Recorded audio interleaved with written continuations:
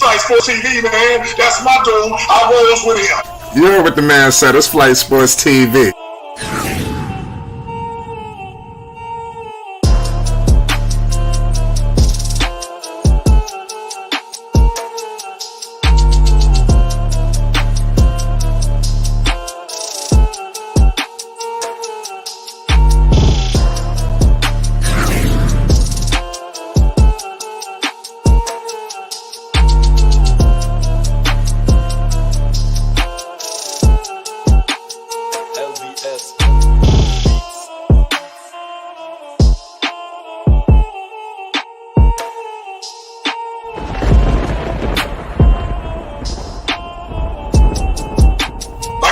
Flight Sports TV, that's where it's at.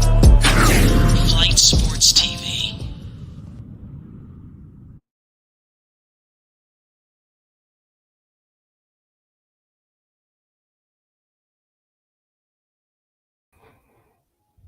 What's going on, people? It's Flight Sports TV. I appreciate y'all for checking with me. Y'all already know what it is. We back with another one of them things, and we got ourselves a hell of a one tonight, man. We got the Denver Nuggets live, ladies and gentlemen, going for the broomsticks tonight.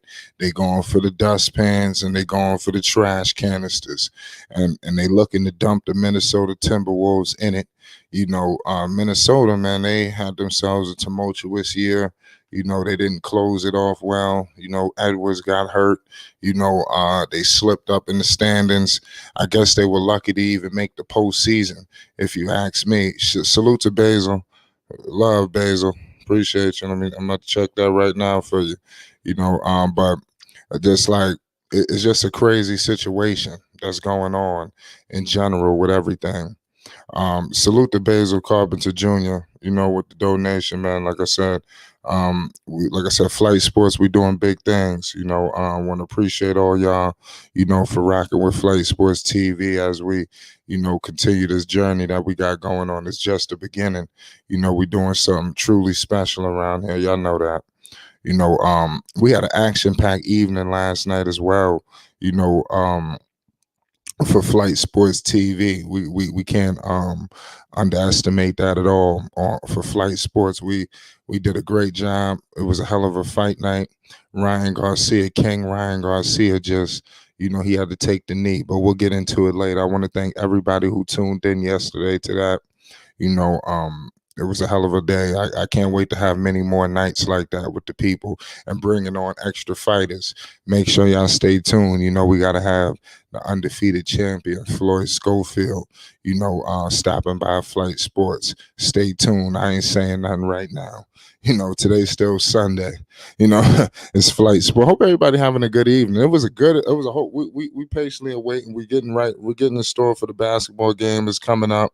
You know, right now we have, pardon me, we have the Cleveland Cavaliers. You know, they took an L today, you know, to my New York Knicks. We have to discuss that. The New York Knicks stomped a mud hole in the Cleveland Cavaliers. They held Donovan Mitchell to a lackluster performance.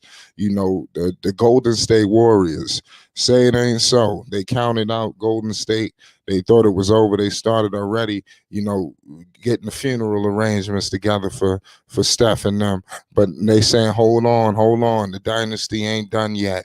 The Knicks definitely look scary. They're gonna beat anybody that's standing their damn path. That's what's gonna happen. God damn it! Anybody that step foot in the New York Knicks path is gonna be in for hell, cold-blooded hell. You understand? Point blank. Period. That's what's gonna happen. You know, let me know who y'all got in this matchup tonight. I know Basil, he running with the Denver Nuggets. You know, Denver, man, like I said, this is just an unbelievable situation. Number one seed, you know, they're going to be looking scary. And as the next situation go, whether I think they're going to be facing, if I'm not mistaken, they're facing the Suns or the Clippers. That's when I want to see what Denver's all about. Can they knock off one of them teams? The second and third round gonna be crazy. Right now, this a joke. They faced the Minnesota. You see what happened to Memphis? They messed around and got the Lakers. Now they're in the world of trouble. You know, we moments away from tip-off right now. We got Jokic, we got Karl Anthony Towns, we got Anthony Edwards. You know, we got everybody, man. Mike Conley, Rudy Gobert, the whole nine. Minnesota not gonna lay it. No, oh, this is the hardest game. Make no mistake about the situation. The hardest game of the series is the closeout series. That's not easy. Don't nobody really want to go home as much as people want to say it. But that last game, it seemed like hopefully you want to get it all. Some teams we seen they laid it down. They already got their travel arrangements together. So what the hell they want to play another game for? They ain't looking to travel. So it's gonna be interesting to see.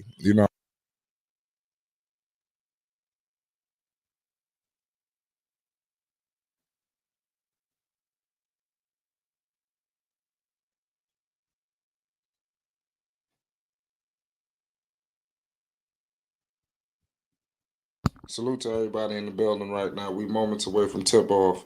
We tipping off right now out here in Minnesota. We got the Denver Nuggets looking to go for the sweep. Like I said, the broomsticks is in effect. It's going down right now, ladies and gentlemen. Salute to all y'all. Edwards has been balling. That's an absolute fact. You already know that already. Anthony Edwards has been cooking, actually. This is an elimination game, y'all. Like I said, the broomsticks is in effect. So let me know what y'all think. Who gonna take this game? I'm gonna roll with. I'm gonna go with Denver. I think Denver they want to get some of that extra rest. So I'm gonna take Denver in the sweep tonight. So we about tipped off right now. They step into the center. You got Rudy and you got Jokic stepping in for it. It says "Cat go to go." Let's see. Carl Anthony Towns. He gives it to Mike Conley. Mike Conley crossing half court, gives it to the Cat, to Rudy, back to Mike. Mike Conley shaking and baking. Mike Conley dumps it off to my man Carl Anthony Towns. Carl Anthony Towns kicks it out to he kicks it to Edwards. Edwards top of the key three, and he scores it. Anthony Edwards. You can't make this up. Three zip right now, Minnesota. Minnesota already putting the heat on them early. We had a near turnover. Minnesota has possession. Let's go. Carl Anthony Towns. Okay, we got a 5-zip game already. Remember what we said. The hardest game is the closeout game. Bickerstaff is something going on with KCP, y'all. KCP holding something. Don't tell me he injured. Okay, there we go. Look like he all right. The KCP was holding his arm, right, holding the side. He arguing with the officials right now. Hopefully everything work itself out here in Minneapolis. Denver looking to go for the broomsticks. Minnesota, you knew they was going to come out strong early. And as you've seen, if you're paying attention, Minnesota definitely struck them fast, and now they got to recover from what Minnesota just threw out to them. They're going to put their best punch on the floor. Devastated, he's out of position due to Rudy Gobert. That's key. 76ers crawl out of Brooklyn was not easy. Yeah, I mean, 76ers, man, they got it done. They need that rest anyway. It is what it is. Atlanta, they couldn't get it done tonight. I'm just so happy and pleased with my New York Knicks. That's really what I'm so excited about New York. It's unbelievable, for the New York Knicks with all the things that they've done this season. Is now to put the final touches on it, with the playoff run. This is unbelievable. Shout out my man, rap guy Donovan Mitchell has peaked. Yeah, he should have came to New York, man. The Knicks had the perfect situation for him. I understand Cleveland, it was tantalizing, but it is what it is. It don't make no sense. But it's Flight Sports TV, man. Want to appreciate all y'all. Salute to all y'all that's tuning in right now. We got the Denver Nuggets. Like I said, there was so many games today. I couldn't catch them all, but I watched them all. I was moving and grooving, but like I said, the Knicks had me definitely off the edge of my seat. They did that without Randall. Didn't look too happy either with that. I hope it's just one game. I don't understand why players get all upset. I guess when they feel like they had Obi out there, they start to feel like they're moving on. I guess, so it is what it is. So it's flighting on your Knicks, Cavs, win next three. Just, hey, man, you never know. That could happen. Listen, as a Knicks fan, we don't rule nothing out. So the fact that you sitting up here saying they could win the next 3 games, I do not rule that shit out at all. That could definitely take place. Them winning the next going. I listen. But I do like what Hart is doing. Hart was definitely keeping Mitchell under control. We got a fresh section. A fresh section of new guys. like Brunson and Hart. They making the plays. See, the Knicks, and then RJ and these guys, they can ride the wave. You don't want last time we had the ball in Randall's hands, he had a epic fumble. He just pretty much dropped the bag out there in New York, made us look crazy. Brunson and these dudes, they're making us look legitimate. We looking like a real Eastern Conference threat out here. Like we can mess around and go to the conference finals. That's how we looking. So don't watch out for New York City. I'm telling you, we are dangerous as ever. This is the best time in the world to be a Knicks fan. This is the time. You want to be a Knicks fan, you better become one now, because we about to make a run, goddammit. I'm telling you, the next round, we don't know what's going on. Pardon me, they would face Milwaukee, right? Either Milwaukee or Miami. I mean, listen, Miami, shit, we can beat Miami. Milwaukee, they having trouble with Miami. The way the Knicks play defense, I'm telling you, they could beat anybody. The Knicks so physical, man. And if Giannis is not 100%, they cannot beat the New York Knicks without 100% Giannis. That's out. We back out here in Minneapolis, y'all. It's 5-zip. Anthony Edwards is out there. KCP is still holding his sign. Hopefully everything's okay with him. We got Murray. He's in the game. Guarded heavily right now. They kick the ball out. Jokic posting up on Towns. He gets doubled and triple teamed. Back to Towns. He's looking for Murray. Jokic misses a mid-range jumper, rebounded by Conley, kicks it to Anthony Edwards. Anthony Edwards shaking and baking in the mid-range. KCP is guarding him. This is an unbelievable matchup. He gives it to Cat, back to Anthony Edwards, gives it to Rudy Gobert, and they turn it over. Jokic is pushing up the ball. Point center is in effect. Jokic kicks it out. Oh, man, good one. Porter scores it. Good score right there, and good look from Jokic. We got ourselves a good game. 2-5, Minnesota. We got Conley with the rock. He gives it to my man Alexander Walker. Back to Conley, picked up by Murray. Murray is in the mid-range, kicks it to Rudy Gobert, and it goes out of bounds. So they got to take better care of the basketball right now. It's 10 minutes to go in the first quarter. We got ourselves a hell of a basketball game going so far. 2-5, Minnesota. Big time 3-ball, and he missed it. Air ball by Anthony Edwards. This is a sad day. It's a sad day out here. 10:07 to go in the first quarter. Jokic kicks it to Murray. Murray with the rock on Walker. Murray shaking and baking. Murray in the mid-range. Murray kicks it out to Jokic. Jokic for 3. And Jokic misses it. Rebounded by Towns. Back to Edwards. Edwards crosses half court. Met by Porter Jr. Edwards shaking and baking. Step back 3. Edwards misses it. Rebounded by Gobert. Gobert puts it up. And rebounded by Jokic off of a miss. Jokic playing point center, y'all. Jokic wheeling and dealing out there. It's 2-5 to Porter Jr. Porter Jr. dribbling, step back, kicks it out to Jokic. Jokic going all the way to the paint on Karl Anthony Towns, and he misses it. But he was fouled, and he's headed to the line for 2 shots, and he is not happy. Salute to Jessica Anderson. She is in the building. Salute to the whole entire chat. Y'all already know what it is. Shout out to Thunder. The Magic of Brunson went to conference finals in New York. Carmelo, that's not true. That's not true. Man, Carmelo went to the conference finals in the West and lost to Kobe. He didn't get there with New York for various reasons. But it is what it is, man. Salute to. You don't want to take nothing away from nobody. Salute to these versions of the New York Knicks. They making New York City proud. These good problems to have. Good problems to have if you're a Knicks fan. I hope they get to the goddamn conference finals. You never know what could happen when they get there. I don't know if they could beat Boston or nothing like that, though. That's going to be the problem. That's a tough matchup. Us against Boston. But Karl Anthony Towns with the rock on Gordon.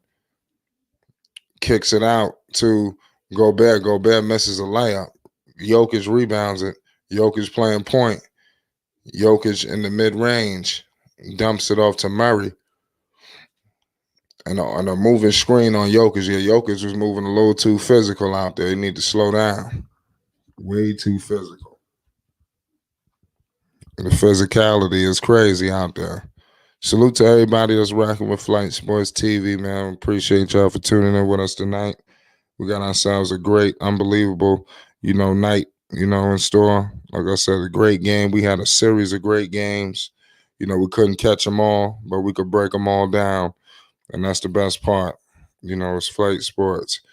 We had a lot of, Knicks is impressive. Salute to y'all. Rudy Gobert, big time dunk.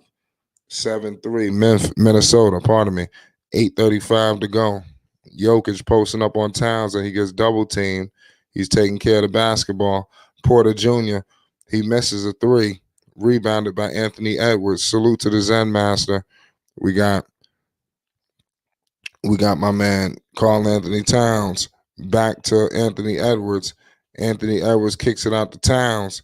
Towns all the way to the paint and he misses it. Damn, he couldn't get the foul on that. Okay, did he get a late whistle?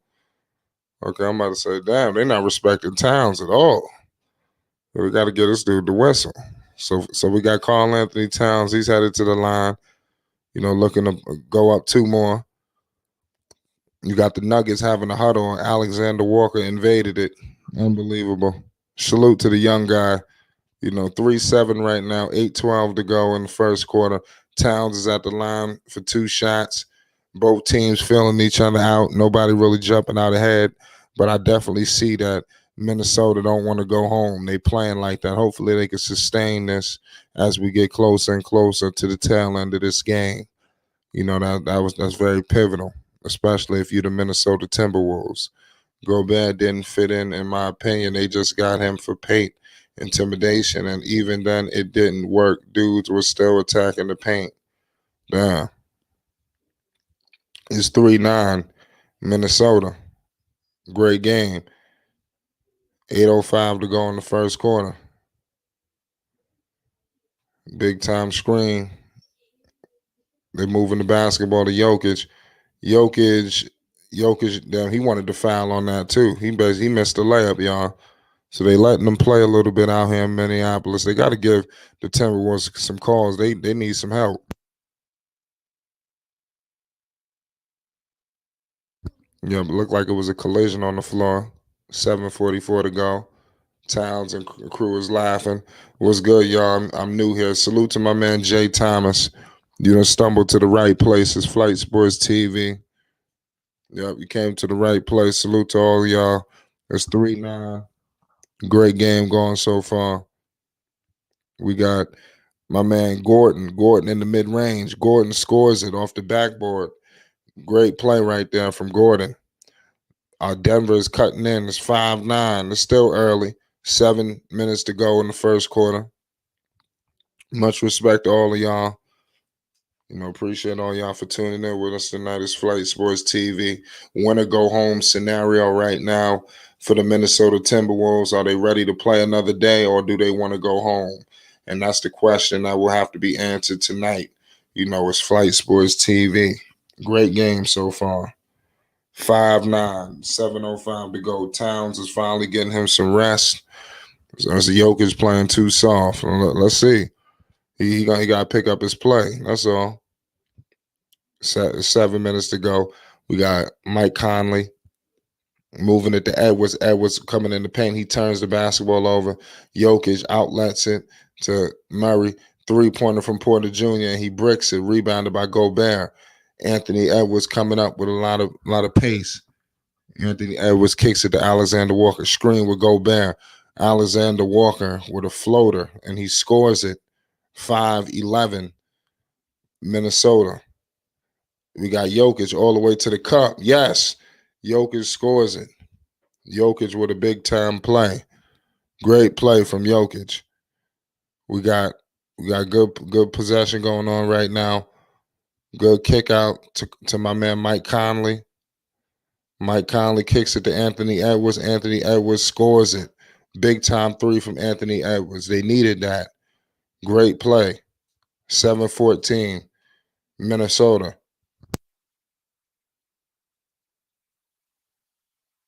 We look like my man Anderson from Minnesota, a little too overzealous. Appreciate you. So I got a sub for me. I appreciate you. Yeah, we do this every night. We get rocking and rolling. Like I said, there was so many good games to catch tonight. This game was the late night game, very convenient. So listen, it's want to go home, and I'm expecting a great game. Despite some series, I knew that was kind of not going to be the best. So obviously, when you see the Sixers versus the Nets, you know what kind of series that could be. Oh, Anthony Edwards tried to do something crazy. He tried to do it up and under, and he failed. But this series and the series between the Sixers and the Nets, these are the kind of series you kind of know the outcome. Every other series is kind of you don't really know. It could go either way. It should be entertaining. This series, you knew how this was gonna go, and you clearly seen the Sixers sweep them, and Minnesota tonight they're in position for the sweep. But I do give Minnesota more of a shot to win a game than the Nets. So if they will win one, it got to be tonight. So but then the series is over when it wants to go back to Denver.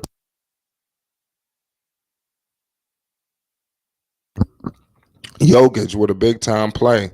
9-14, Denver. Jokic is starting to come alive, y'all. Jokic is coming alive. They're moving the ball around. Anthony Edwards all the way to the cup. But Jokic got the rock. Jokic kicks it out. Damn, what happened? Hey, Barton just did something stupid. And Jay says, I knew Edwards was going to be a beast since college. He is a future Hall of Famer as an 80s baby. I see he's going to be a monster. Yeah, he's definitely going to be a problem. Nets were all role players. That's a fact. And Jay Thomas, I would absolutely love to see if Jokic would be a beast in the 90s. Yeah, Jokic is a problem, man. He's a good player. Not the most athletic either. He deserves a lot of credit. The Knicks don't got no superstars either, rap guy. Even though Brunson, I think they're sleeping on Brunson. Brunson hitting clutch shots. That dude's an all-star, man. I don't like how they be treating Brunson.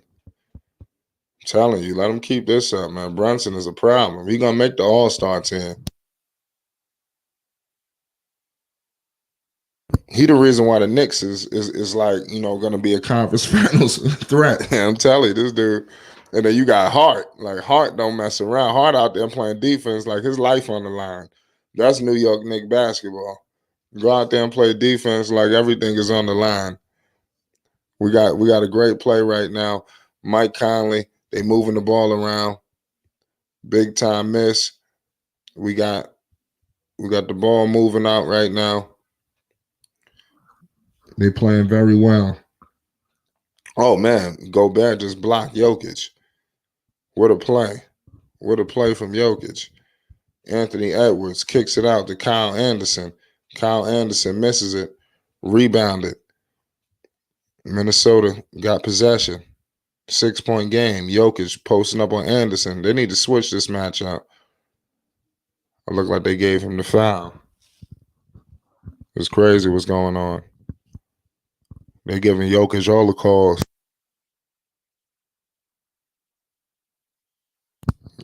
Thunder says Jokic is definitely in the comp. Of course. I believe it's between him and Embiid. You know how the game go, but this dude done won so many MVPs. Of course he won it again, but I think they got to give it to Embiid. Man, it's time to let him win one this year. Then next year, give it back to Jokic if he keep this up. It's almost getting to the LeBron status, like they doing little spurts of it. Like it was probably like a good close to 10-year run where you could give the MVP to LeBron every year, but you've seen other players win it. I see the same thing going on with Jokic for like the next couple more years. I say next 2-3 more years, him playing like this, he's gonna be in the conversation for MVP every single year. You could give it to him because the Nuggets are a great regular season team too. That helps. If you're gonna be the number one seed and be a dominant player, you're gonna be in the race for MVP every year, and it's gonna be hard pressed not to give it to you. Because even though Embiid, it would be sorry if he missed it because he really wanted it. But if they gave it to Jokic, would anybody really fight about it? Seriously. That's the thing.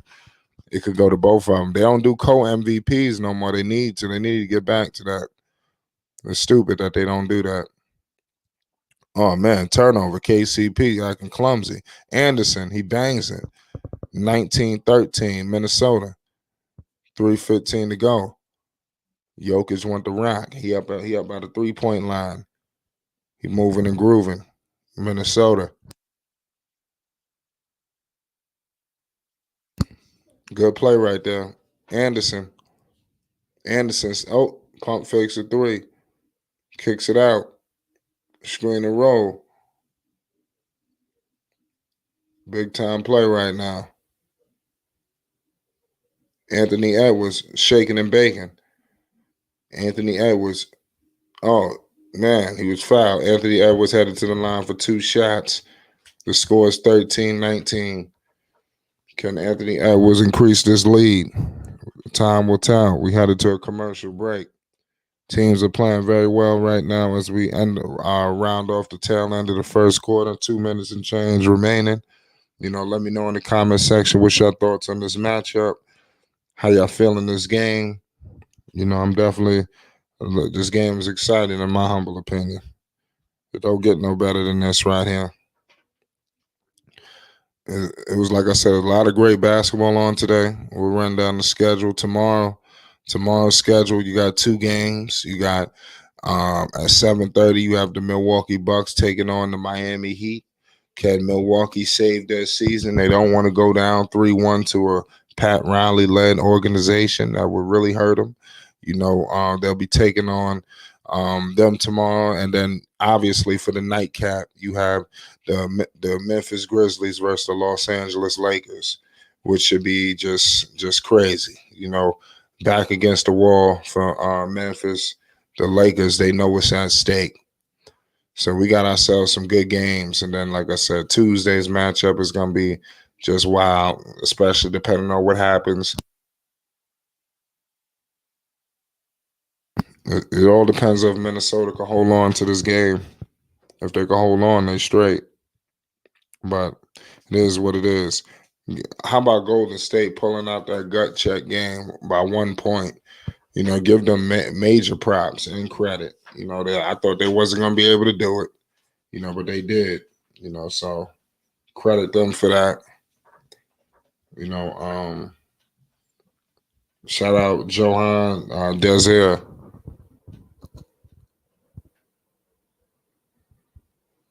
Salute to everybody that pulled up today in the chat. We're on commercial break. We got a break into action because Heat is on a revenge tour. Damn.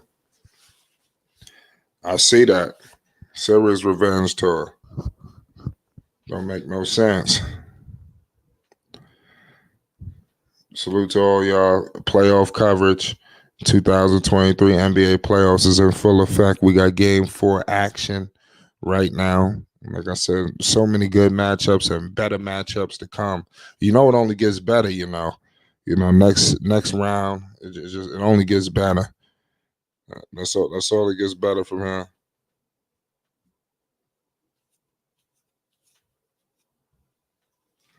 Yeah. Salute to everybody. Commercial break. We're coming up on commercial break.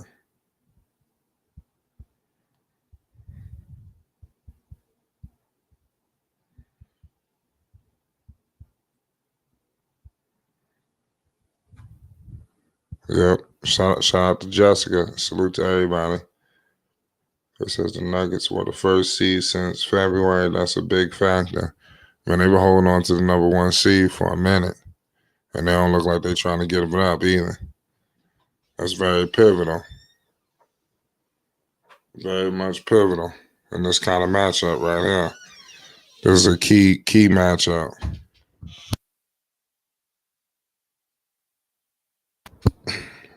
Yeah, we're coming back from commercial break, y'all.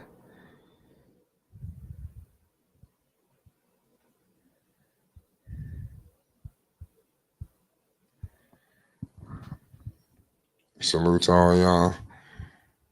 Let's see if the Nuggets could really put them away. That's another thing that they got to do. It's easier to put them away at home.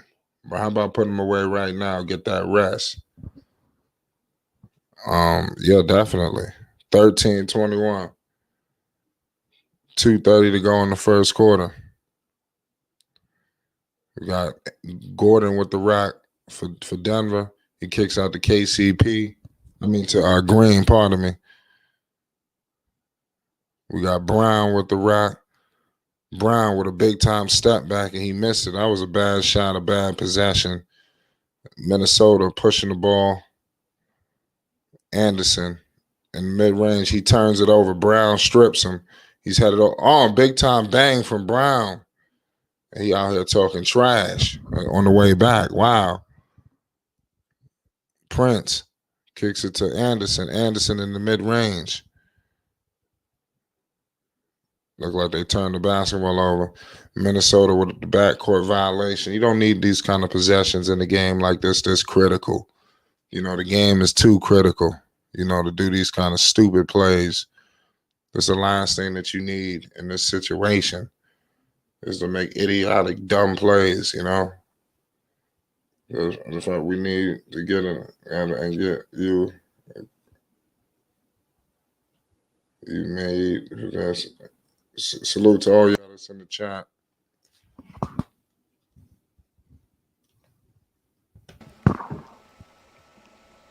Shout out, everybody. What's good? What's good, Zach? Hey, give me 1 sec. I got a feedback. 1 sec. Is the feedback coming from you or me? No, okay. Shout out Malay in the chat. 1 minute to go. Big time shot. Anderson coming up the floor. All right, I'm good to go. What's good, Flight? What's good? I can't call it. It's a crazy game going so far, ain't it? I'm just tuning in. You know, I like to come late to the party sometimes. But what's the score? Like I said, I'm just now tipping in. All right, right now it's 20-21. Okay. We got the fast clock going. Minnesota fighting for their lives. Yeah. Okay, I got 29.8 seconds. Yep, I'm right behind you. Yeah, I got 29.8 too. That ball. We right online. Who you got tonight, man? Just want to go home. I mean, Nuggets. No doubt. Salute to the Zen Master. About to call the epic want to go home game. Yeah, these are the best. You know, it's always when something's on the line. The most intriguing. We got Murray with the rock, Murray with the step back, and Murray scores it. Wow. Rudy. Okay, so they left a few more seconds for him.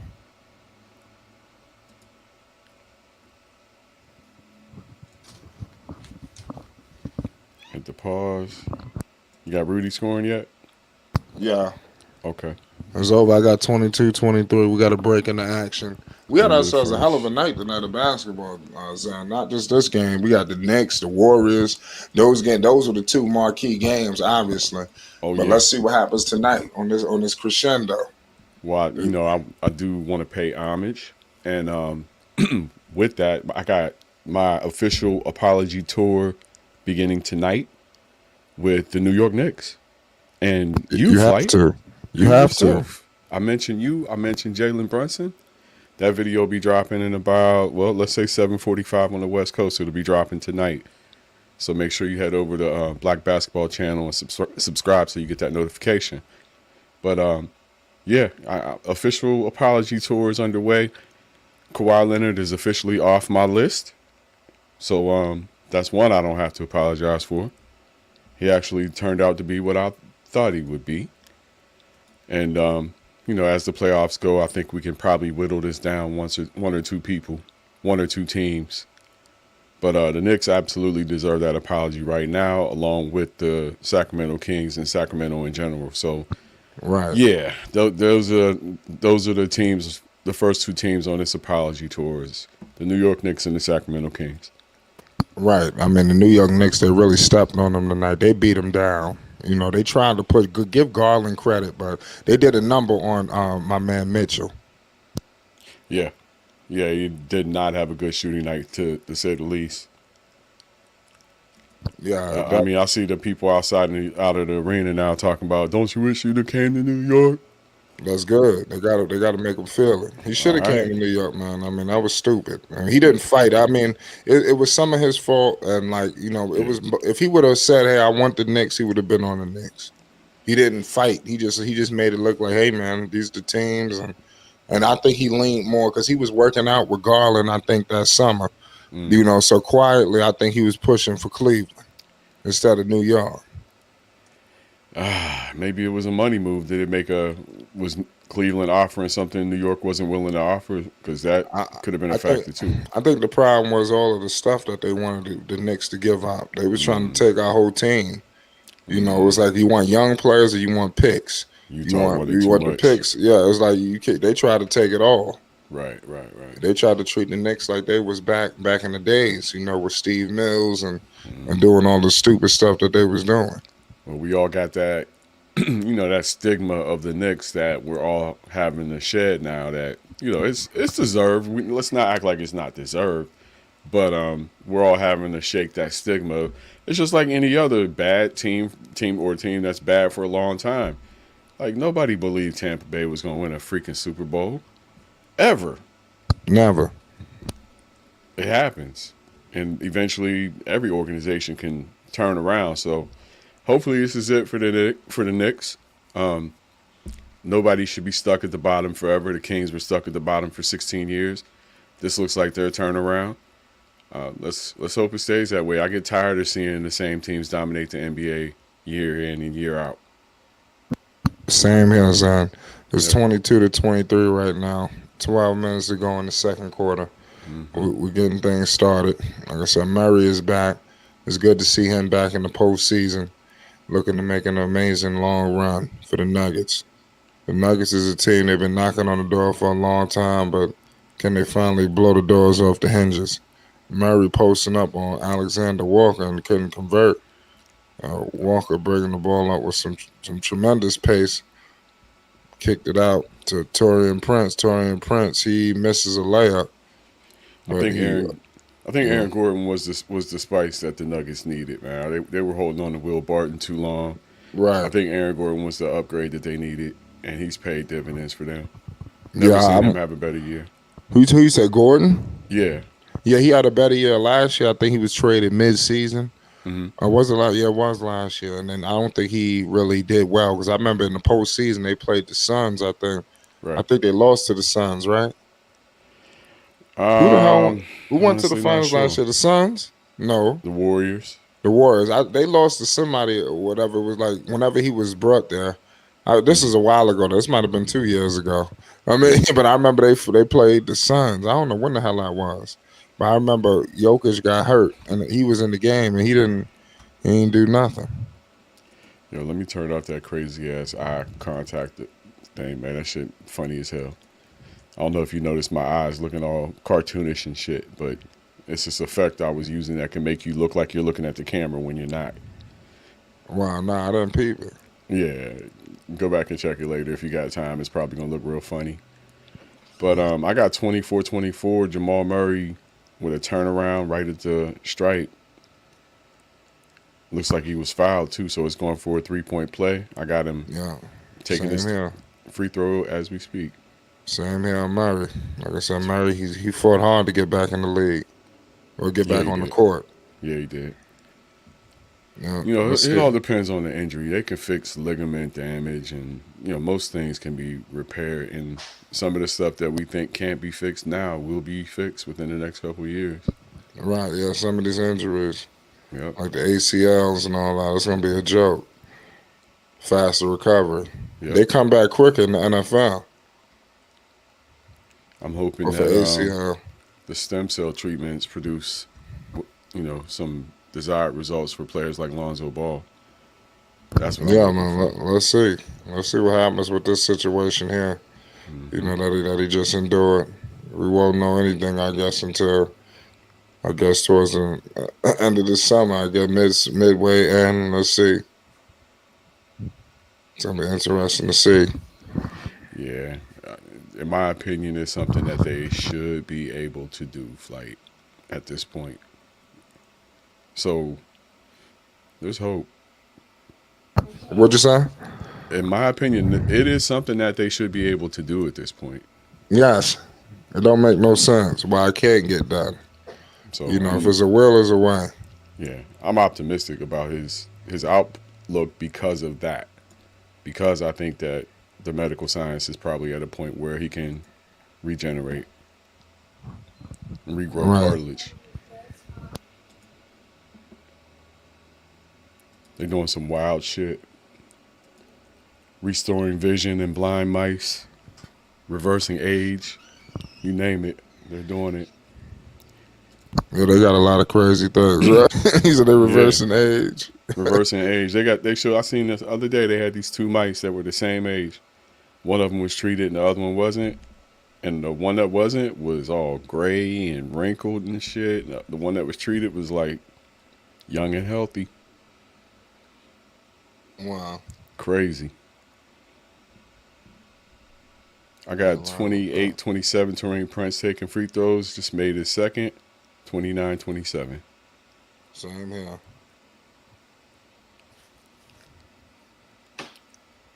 Crazy game. 27, 29. Look at Gordon. Flourishing out there. Yeah, Gordon, that was a big time dunk off Murray. Mm-hmm. Murray hit him with a great pass. And then you add old man Green. I know he's about 60, but he can still play. Who the hell? Oh, yeah, he's my Jeff. Yeah. You know, he was born Jeff 40 Green. years old. Yeah, salute to him. I remember Jeff Green. He played with OKC. Wasn't they all on the same team? He played with Westbrook, right? He played with everybody. I know he played in Houston. He Yeah. been in where KD. else? It was He KD, Everywhere. Jeff, and Westbrook Mm-hmm. at the point in time, and they let Yeah. him go. Yeah, that dude was born 40 years old, bro. Yeah, they couldn't keep everybody. I'm trying to think what was all of them on the team. Harden too. I forgot. I have to double check. Remember. Honestly, I don't remember. Okay, He see played that team in so much. Cleveland with Ron. Yeah, that team that was mismanaged due to money. They could have been sitting on some championships. They won't do that again. Bruce Brown. Yeah. The young players they got now ain't good enough like that. Who in Denver? Let's see with Chet. No, I mean with OKC. OKC. Yeah. Yeah, they were sitting on some juggernauts. They were like 3 number 1 options. I hope Holmgren's been working on his physique, man. Cause, yeah, he's the guy. He could be a poor man's KD. I looked at a picture I took of him at the Moda when he was still in college. And that dude is a stick figure, man. Absolute stick figure. So I'm hoping he put on a little weight, drank some Similac, did what he had to do in this time off to get 10 pounds, 15 pounds, 10 pounds. Just get a little bit of weight on him, especially around his core and his legs, build his legs up stronger so he doesn't have a bunch of leg injuries, because that's the worry with somebody that tall and that long. Lower leg injuries, and he already has one that took him out for a season. Yeah. So you're OKC, you're paying a rookie maximum for a guy that ain't even touched the court. No, that's crazy, ain't it? Yep. Yeah, Brown. Like I said, 30. I got 31, 30. Denver done creep that in. Yeah, they're going to pretty much wear Minnesota down, man. Minnesota gave up a lot to get Rudy Gobert, and it's haunting them. Too much. Yeah. Man, you should have never did that. They gave up too much capital. And then they gave the Lakers whatever they wanted, like D'Angelo Russell. Minnesota going to be hurting for that for a very long time. Yeah. For a team that's mediocre. Edwards going to get traded, and he going to end up asking for a trade. There's no future. That's the only way they're going to get some of this shit back. Well, Rudy. Rudy's tradable. I mean, you ain't going to get no first. You might get 1 first-round pick. Right now, you better hurry up and get his ass out of there. Just get value for value and move on. I like to see that deal. I got to see that. How many picks? How many? I don't know. That was a wild trade. I think it was 4 picks. Man.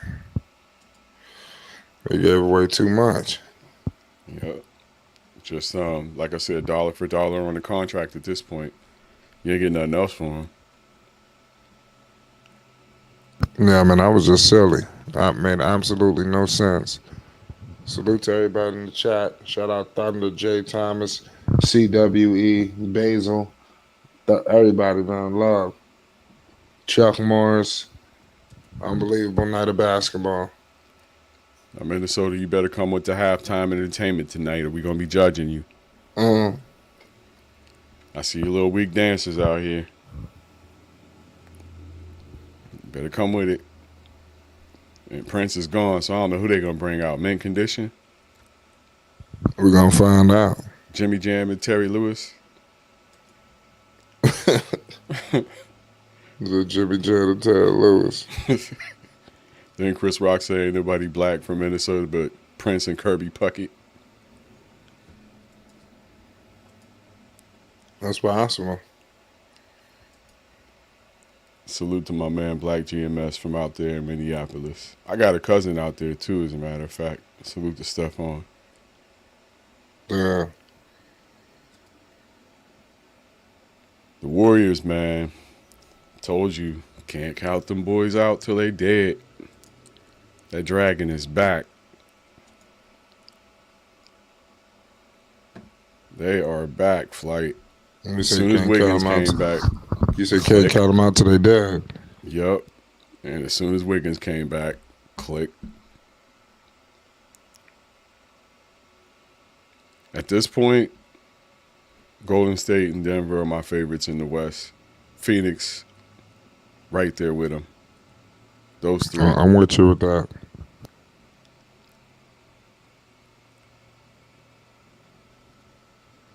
Clippers are dead. What's the latest on Kawhi? Anybody know his status? I have no idea. There's so much silly shit going on with that. I don't know.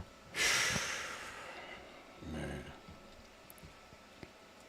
I hate it for him, but like I said, when pressure gets high, that's when the real shit comes out. Now you got to go that much harder, and if everybody's playing at 110 now, and you've been playing at 100, and 105 starts to break you down, it's going to show up.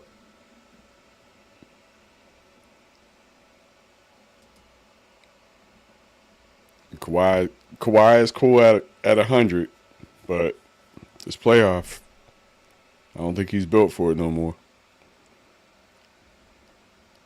Yeah. Yeah, it don't make no sense. Tatum and Brown had 62 points between the two of them tonight, 31 each. Neither one of them shot great. Tatum got some bunnies. I mean, Brown got some bunnies at the end. Tatum got one bunny, but Tatum 31 points on 20 shots. Brown 31 on 22 shots. Tatum 4 for 13 from downtown, not great. 11 for 12 from the stripe, always a benefit. 7 rebounds, 4 assists. Al Horford 11 rebounds, 0 points for Al Horford. The Celtics got point production from Robert Williams. They got 13 out of him on 4 for 5. And Malcolm Brogdon, 14 points on 6 for 10 shooting. 6th man of the year. So good production off the bench for the Celtics. That series is one game away from being done as we head back to Boston. Yeah. Closeout game, game 5. It doesn't make no sense.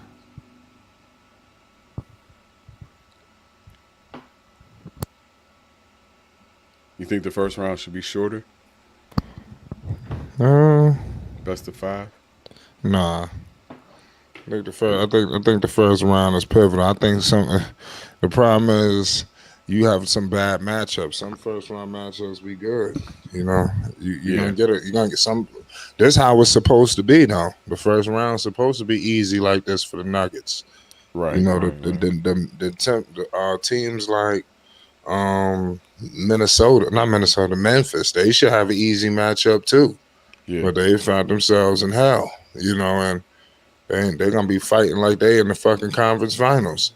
It's the first round. Yeah. So it's like, that They've 4 been or 5 matchup is supposed to be like dead even. But go ahead. Minnesota been fighting for their lives since the first game of the play-in, basically. Yeah, And the 3 games before that, they had to win consecutively to get into the play-in in the first place. So yeah, they've been fighting for their lives for about 3 weeks now. right. They've been playing playoff basketball for a long time, and they Yep. just to get here and get swept. Yep. It's like they might as well got the pick. But I mean, it is what it is. They I mean, they ain't going nowhere. I don't know what Minnesota could do. people mad at us, but we are a 10% chance of getting Wembanyama.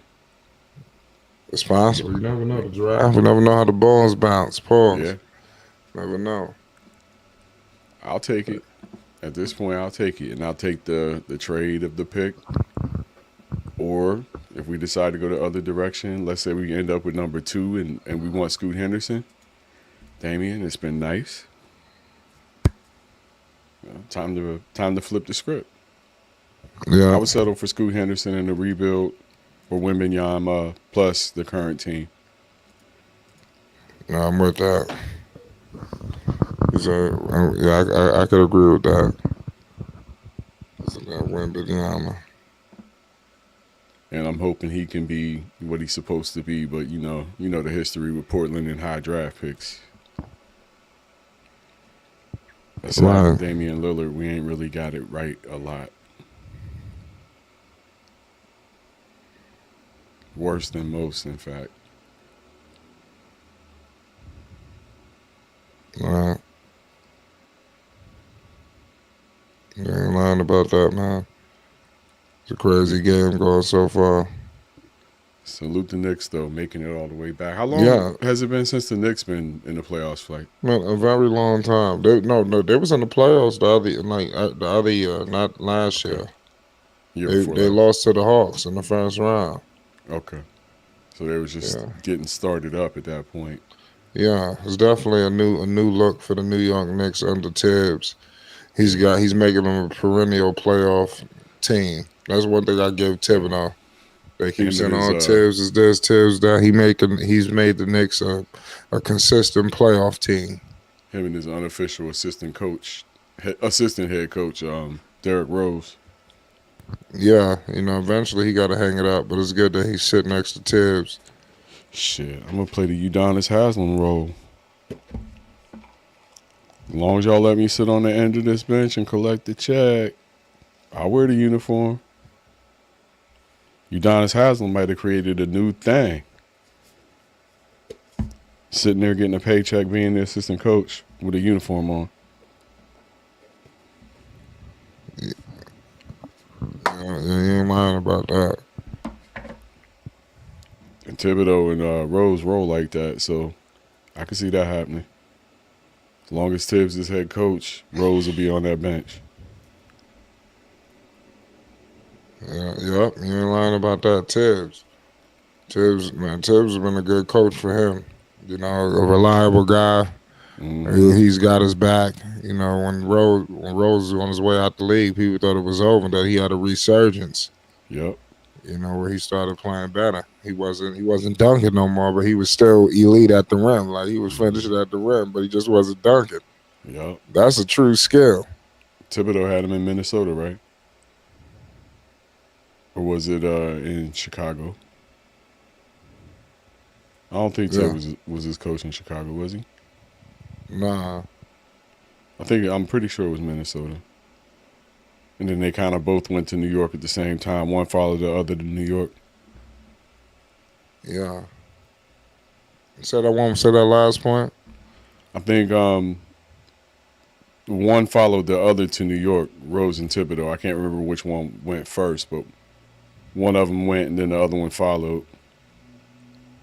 But I think they got a partnership, from what I understand, between the two of them. It's more than player and coach type of shit. Yeah. Kind of like Harden and Daryl Morey, even though Morey's not a coach. It seemed like Harden and Morey got a partnership. Yeah, I can believe that. Anderson misses a bunny, wide open. Jokic bringing the ball up, slow, flat-footed. Porter Jr. with a jumper for three, can't convert. Porter Jr. makes $35 million a year, by the way. Yeah. Number 5. Is that Caldwell Pope out there? Number 5? Yeah, that's Contavious. What your KCP doing this time? You hear a name like Contavious, it's definitely Georgia. Maybe South Carolina, but almost definitely Georgia.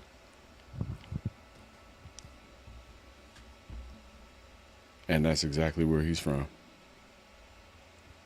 You hear Quavius, Octanavius, it's from Georgia. Yeah. Flight Davius. Who's that? That's some new shit. Flight Davius. What, that's something you just came up with? Exactly. What the hell is Flight Davis? I'm just saying, they be coming up with them names down in Georgia like that, man. The second I heard Kentavious, I said, yep, he's from Georgia. No doubt. Then I looked it up and I was like, oh, yep.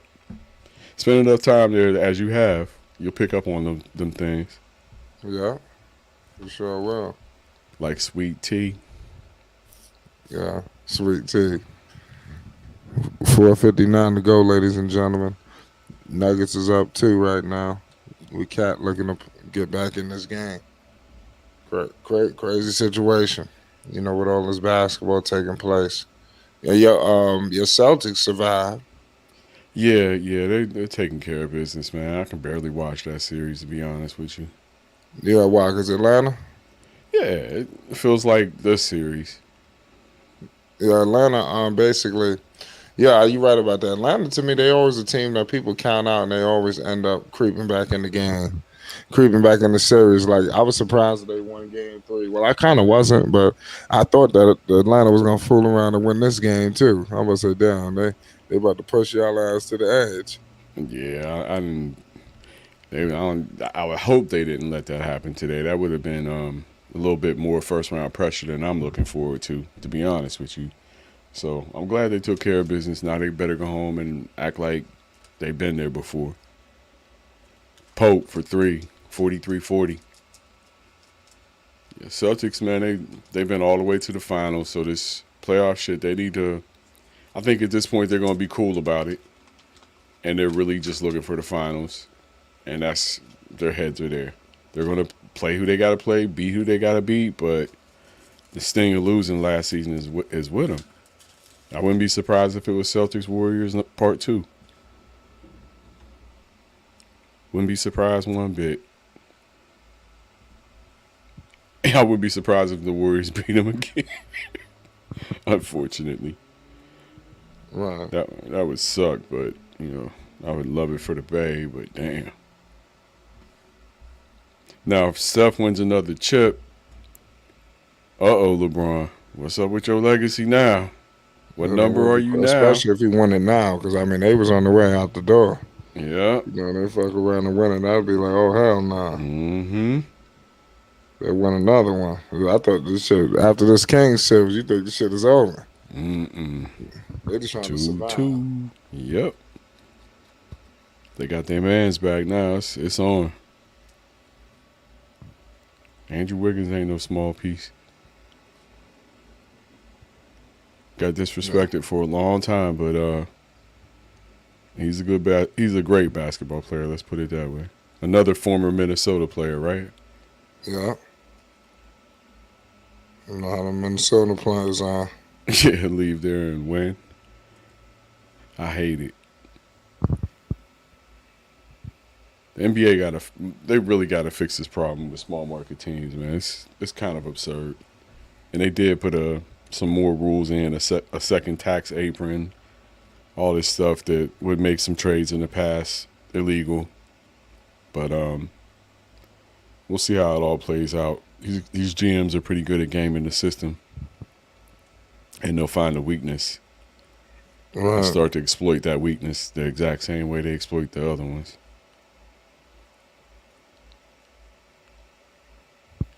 Yeah, you ain't lying about that. There's a lot going on. Somebody out here bumping their car system like it's 92 or something. Who's somebody outside? You got lights still outside, ain't you, don't you? Yeah, it's still daylight. Oh, that's crazy. Like, that's fucking dark. West side. There's a night didn't just start, you know, where you at. Man, all I know is I can't wait till the weekend. What Going was to it? LA, get some sun. Me and my kid going to Disneyland. Some sun. I ain't seen the sun since I got back to Portland. Murray for 3. Can't make it. Come on, Jamal. You got to make the wide open shots, bro.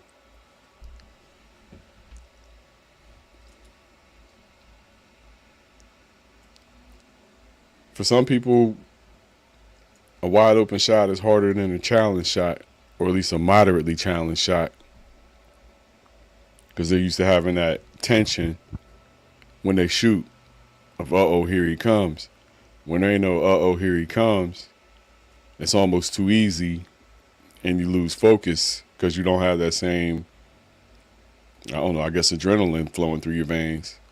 Jamal Murray hits a difficult turnaround jumper, a perfect example of what I mean. Guys used to playing with a certain level of intensity. A wide open jump shot for him is too easy. Yeah, that's crazy.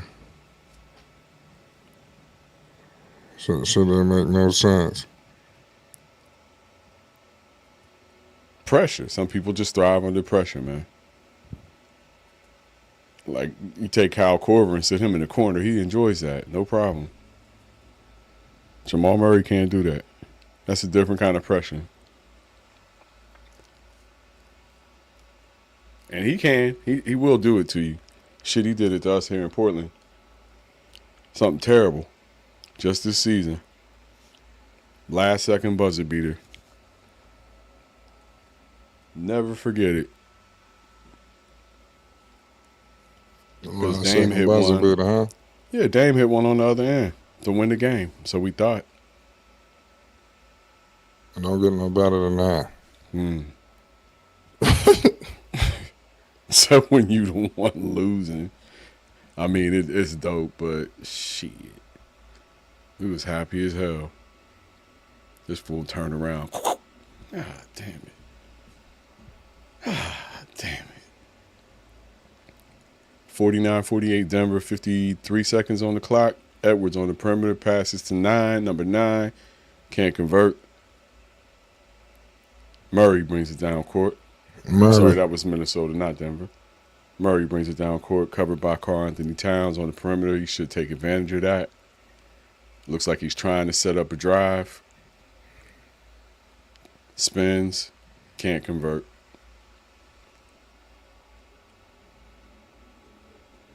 Denver holds on to the ball. Gordon got the long rebound back to Murray. Still with Towns on him. Kicks it out to Gordon. Pumps. Takes a step back. Shoots a 3. Knocks it down. Aaron Gordon. 52-48 with 14 seconds left in the half. You're going to see that halftime entertainment in a minute here, Flight. Yeah, I see that. What kind of halftime entertainment we talking? I don't know. Let's see what they come up with. It's Minnesota. This might be difficult. They better have Red Dragon or somebody out there keep it respectable. They need to do better with these halftime shows. Especially at All-Star Weekend. They need to do better with All-Star Weekend completely. All together. It's like they don't even try. NFL, you know who's performing. They get big-ass stars. NBA don't even try. Here go Tierra Marie, y'all. This is the end of the drive. Tierra Marie? The fuck? That's the NBA. They throw out anything. I guess they had Burna Boy. Supposedly he's a big deal. I don't know.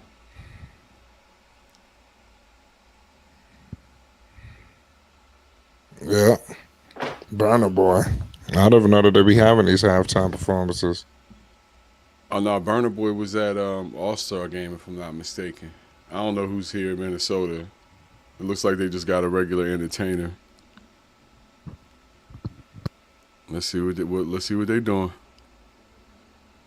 Setting up some sort of human hamster wheel.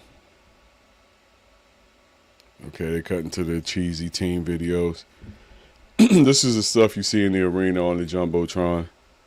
While everybody's either headed to the bathroom or grabbing food. You know, I like to sit there and watch the halftime show when I'm at the arena. Yeah, we got Homeboy about to get on the human hamster wheel. This better not be the only halftime entertainment, or it better be good. But we got to consider Denver pays their mascot $600,000 a year. So they might skip a little bit on the halftime entertainment.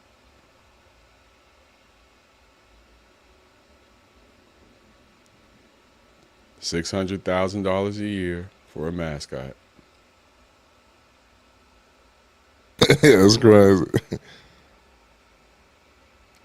Okay, you done strapped yourself into the human hamster wheel. Somebody, you really watch the halftime shows? Hell yeah. So you the type to be in there watching that shit in the arena, right? This look like It all depends on who performing. he look like CJ McCollum's half brother.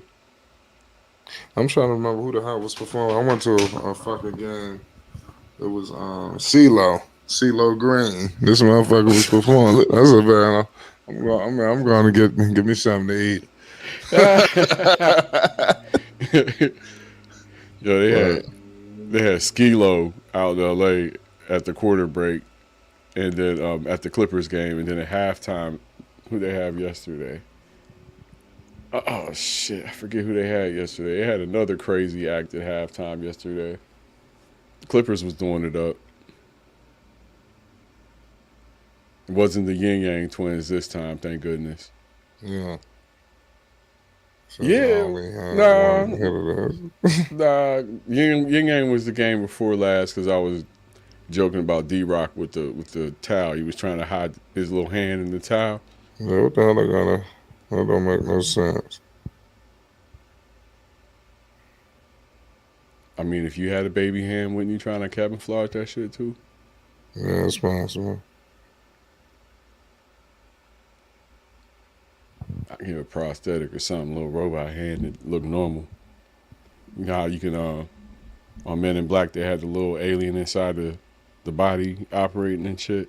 That's my little hand would be inside of a bigger hand, operating that bigger hand if I was him. Yeah. This is the lamest shit. Try harder, Minnesota. Try harder.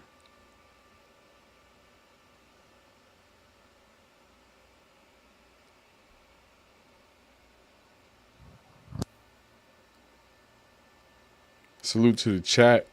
I see Basil. This is his team. He said, "Let's go Nuggets." It's halftime. Salute to Malaya. I'm sorry if I pronounced your name. Salute. We got Devastating in the building. Yo, Flight, what's up? What's good? Devastating was cracking. What's up? I can't call it. Great night of basketball. How you feeling? You good? Yeah, this is they going. This is over. I don't even know why they had it. Those fans are not in this game, man. They're not behind their team. I don't know what happened. They as a Blazers fan, I could tell you they have low expectations, so they ain't really gonna get too high or too low. They're there for a night out, maybe a free T-shirt. It's the playoffs. It's cool. You do get some cool T-shirts and shit when you go to a playoff game, and maybe next year. Man, the reason they don't have as many big stars in basketball is because there are more star players in the NBA than NFL. I'm just saying, like in halftime of All-Star game, because All-Star really ain't shit compared to the Super Bowl. In the NBA Finals, doesn't really have entertainment either. So maybe like halftime at the finals, you bring out big entertainers. Yeah, the format is different. The football is one game. It's Right. one and out. Yeah. Spend the Maybe money. if the format was different, I don't know. The Super Bowl don't even pay their entertainers. You don't even get paid to do that shit.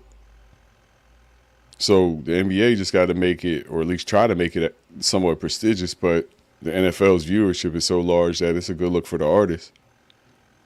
Yeah, you got the NBA taking up 9 months out of the year. I don't know. The market is you're gonna have your market is a different market. That's why I say like the finals, do something to make the finals more special. Get people to want to watch the NBA halftime, the halftime of the NBA finals, no matter how many games they have. And you got your hardcore baseball fans, man. Once baseball starts, it's kind of a split. Take finals halftime to 30 minutes instead of 15 or whatever. Extend it. I don't know. It just seems like the NBA could do a better job with adding on. Yeah, it's kind of tough to tell. I don't know. They keep changing the rules.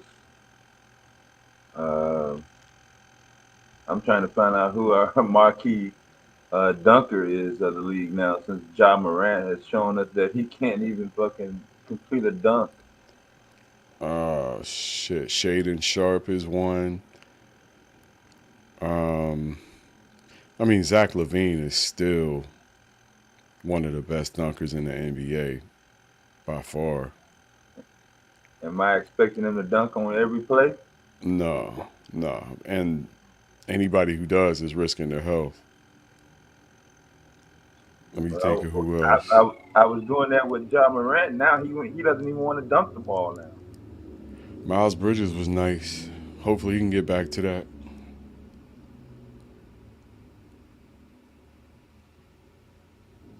In-game dunks, it was definitely Miles Bridges.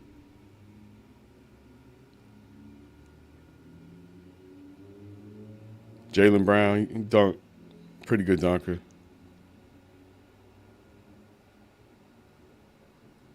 Yeah, He had one tonight. I think cut his elbow on the play. They didn't even let him out. Mm. Get fixed. Aaron Gordon, Basil said Aaron Gordon, that's a good one. Oh, okay, yeah. Yeah.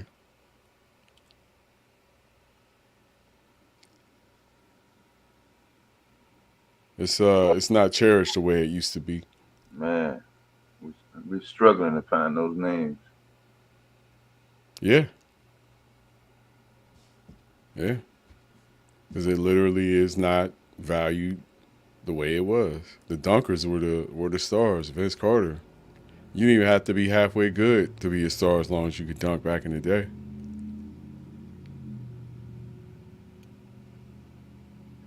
By the way, Vince Carter has the most NBA losses of any player in history.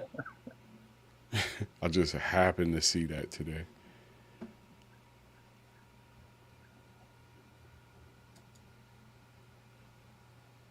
Well, there's still a lot of people that would love to trade shoes with him. Yeah, I mean, Not 20, not an 22 NBA years. player at all, or an NBA player but with those stats. Shit, he played 22 years. That's why he's got That's those what I'm losses. saying. There's a whole bunch of people that are trade, including Yeah. me. And was relatively healthy most of the time. Yeah, most of the time. So good on Vince.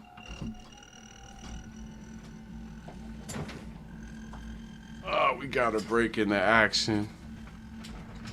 Dope commercial showing them lighting the beam in Sacramento. Should Denver be blowing these people out though? Yeah. Yeah, this is the number one team in the West for most of the season, if not all of the season. And Minnesota's a struggle team, period. What's good, fellas? What's happening, Quizzo? Shout out Quiz. Quiz. Chilling, man. I'm still having hangover from that fight last night. Man, Did that you shit, find man. out what happened? Listen, it's news breaking out, Yes, right? All kind of sir. I news. did. Yo, Ryan Garcia just put out that he had a mole in his camp. Like that Uh-oh. news just came out. You already knew Somebody was that. sending. Come Somebody on. sent. He said it was somebody. It just came out. He on his Instagrams 5 minutes. Yo, I'm telling you, your boxing is like wrestling. Like, but until they get into the real ring, but all the shit that they got going on But is Flight, like you fuck. knew It's a that he soap had a mole opera. in there. You knew that Tank was in line when he told him about how he Yeah, had fallen this from a he body said shot. she It's not shot. ironic that he dropped him with a body shot after he told him that.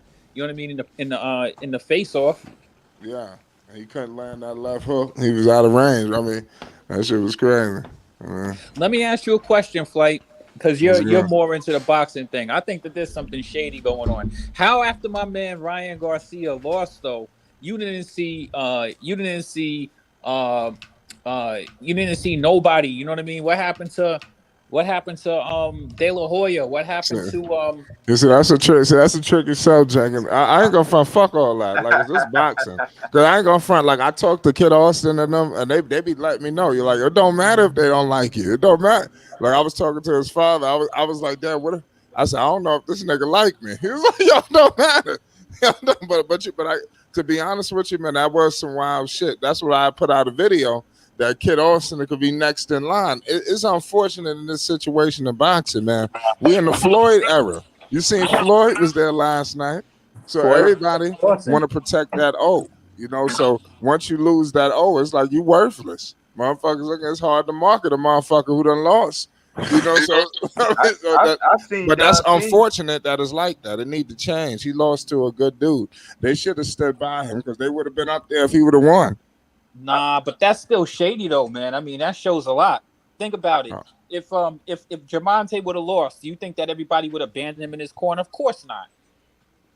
No, I've hell no. seen They Don all King switch corners in the middle of a fight of the same fight in one night. What? I think it was a Lennox Lewis fight. Damn. I mean, he literally went around to the other ring. That's crazy. Yeah, like that. That's shady this as is hell. while Tyson was in jail. Yeah, I didn't know it was that shady. That Yeah, just grimy it just like looks that. weird. Grimy, It just looked grimy. weird Yeah. optically. It seemed like they just threw Ryan Garcia out there to the wolves. Like it just seemed like they was like, we're gonna make money. I mean, that's just the feeling I got after the fight. Like, y'all just threw my man out there to get your money, you know what I mean? And you know, and that's pretty much it. So did he hit him? He hit him hard enough to make blood come out of his mouth. Is that what happened? You know what? I'm gonna be real with you. It seemed that way. Like that blood wasn't coming out of his nose before he got hit with that That's what I'm saying. They would have with stopped that the liver fight. shot. Yeah, he would have stopped the fight for that. He got people thinking that dude quit. Like, you know what I mean? Like I even listened to some doctors today and whatnot, and you know what I mean, and people who really experience in that sport, and you know, a liver shot will shut you down physiologically. You know what I mean? Plus, Tank looked at him. You know what I mean? Tank seen that he was hurt like that. You know what I mean? And pressed him. He ran you know away I mean? So from he him. knew. Yeah, He knew that if he got up, he was in real trouble because he was, you know what I mean? Yeah. He was on some man down shit. Yeah. So I've never seen the kneel before ever in my life. Not even tapes. A kneel down in boxing. But listen, check it. I literally listened to, you know what I mean. I watched a few doctors speak about that liver shot, that liver punch. my liver. And it's a delayed reaction sort of thing. They say, you know what I mean. Like you get a couple of seconds, and then you know what I mean. It'll literally shut you down. So you know what I mean. Shit popped him. Yeah. So he did the right thing. Yeah. He was about to be in a world of trouble. Ah, man, that shit was like, man, he kneeled down like a slave master, dog. I was tripping. Yeah, that's crazy. But I mean, shit, I ain't never. You know, I used to fight with my little brothers and stuff like that. Do tough man challenges with them, man. And my little brother learned to throw a little kidney punch. That shit is painful as fuck, bro. I'm not gonna hold you up. You get hit in the right place on your body, bro. It can be painful. Yeah. Plus, that was a precision punch too. Yeah, I couldn't see it when it was happening. Ooh, he caught him real good with it too, because he Yeah, was kneeled down for a minute. You know what I mean? It was just yeah. sizing up that body.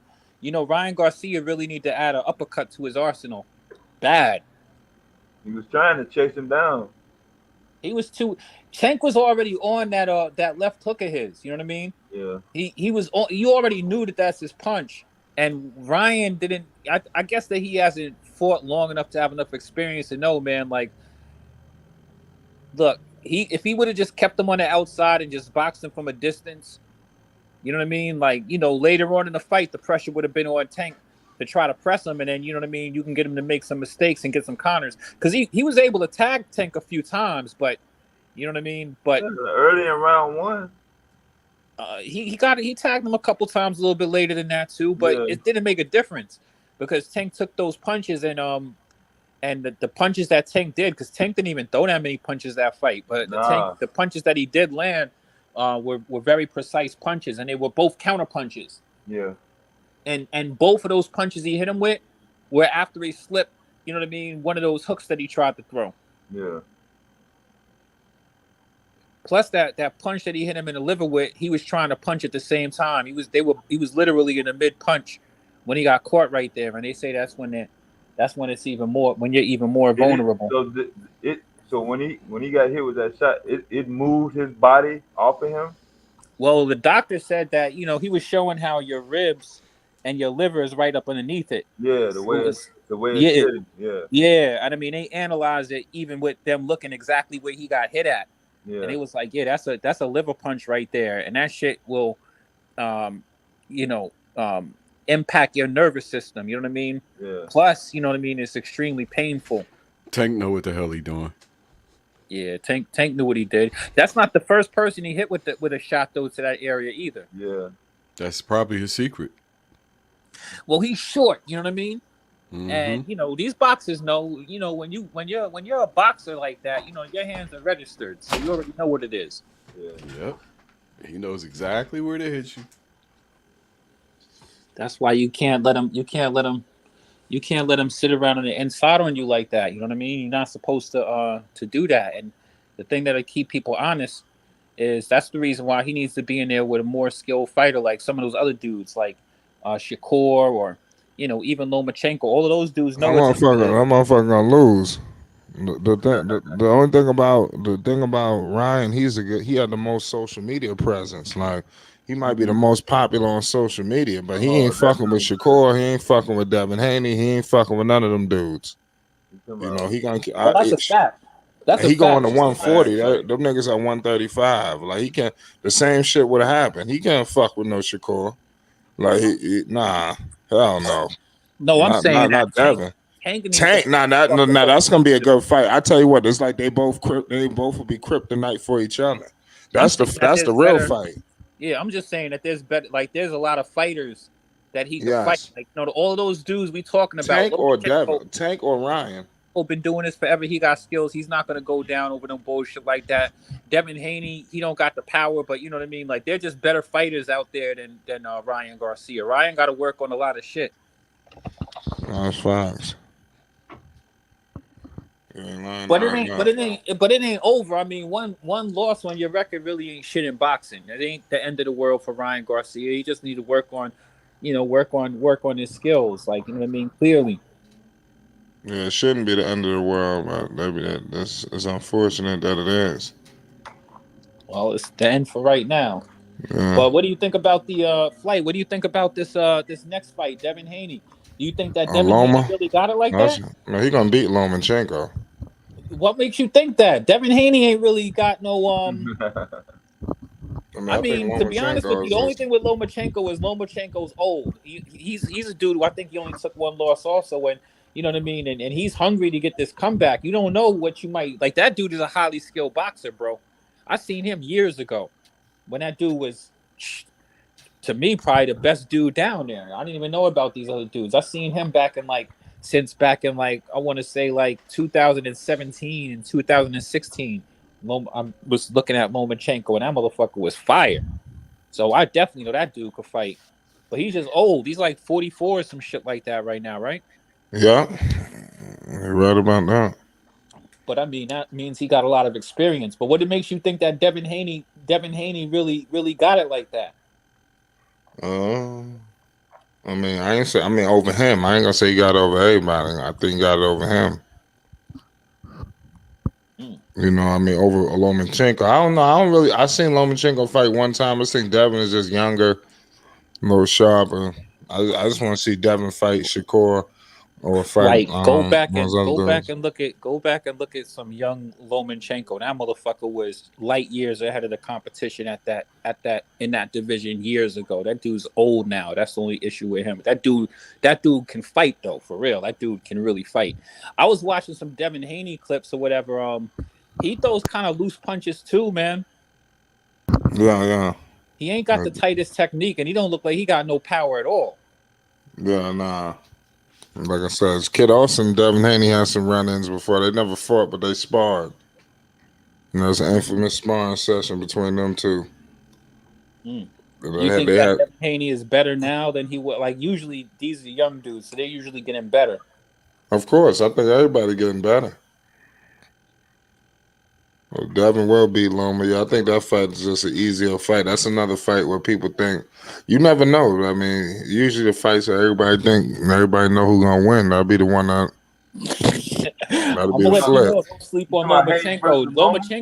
Lomachenko was a former champion, and he's hungry. He wants his belt back. That's the only thing that he's fighting for. He said, "Yo, I want to get my shit out before I'm done." So you never really know, man. I seen that dude fight. I'm really new to these newer dudes, but yeah, man, I was definitely impressed with I think that Tank was pretty impressive, but I also been checking out your boy Shakur Stevenson. You wouldn't want to put me on to Shakur. Yeah, I like him. Shakur from Newark, Jersey. He a beast. So there's a lot.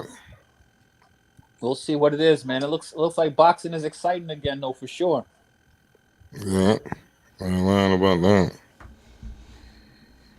So, what you think about some of these games today? The Knicks balled out. I ain't really. I mean, the Knicks didn't the Knicks win? Yeah. What are they up? 3-1? 3-1. Nobody thought that was gonna happen. Well, hey, you know what? I was saying that the Cavs ain't the Cavs that people think that they are, because the Cavs do have some new pieces or whatever, but they lost all of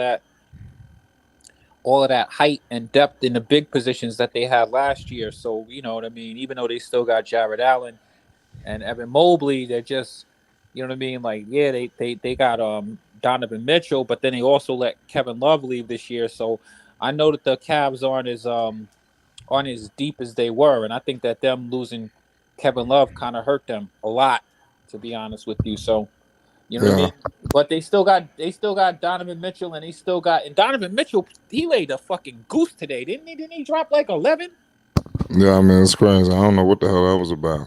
You know how I feel about these fucking supposedly stud ass niggas dropping 11 in the playoffs. You know that is completely unacceptable. I'm on a record talking about any nigga drop 11. I don't want to hear about how nice they was. You know what I mean? You got to do that shit. You can't be doing that in the playoffs, bro. Right. 11, and you a top dude? Come on. There's dudes who ain't win championships I never seen drop 11 nowhere close to that in a playoff game when the game is on the line. When your season is on the line. That's unacceptable, Donovan Mitchell. And you're supposed to be a number one. That don't make no sense. Who else got spanked? Who else got smoked down? Oh, today I saw that was a good game. The Kings Warriors. That was a great game, actually. That was the best game of the day so far. Yeah, that was a fire game. That was very competitive. The Warriors dodged a bullet, but Steph Curry did a phenomenal job defensively. What's up? Curry pulled a Chris Webber. Yeah, he definitely did, man. He pulled a bonehead play. He got the bone. He's definitely on Shaq and a Fool right now. He's the Shaq and a Fool motherfucker for that shit. Man, I couldn't believe it. I was like, I thought somebody else called it. I was like, I know Curry didn't call it. He called it. He almost lost. He almost lost the. Yeah, he almost blew that one, bro. game. But the thing is, according to Zen's logic, you know what I mean, he stabbed him in the back, but he made up for it at the end with that defense.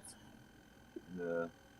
He got your boy Fox to get the ball out of his hand, man. They messed up. That was a bad play. Fox was supposed to stop fucking around and get that shot up quicker than that. Yeah, he's your number one.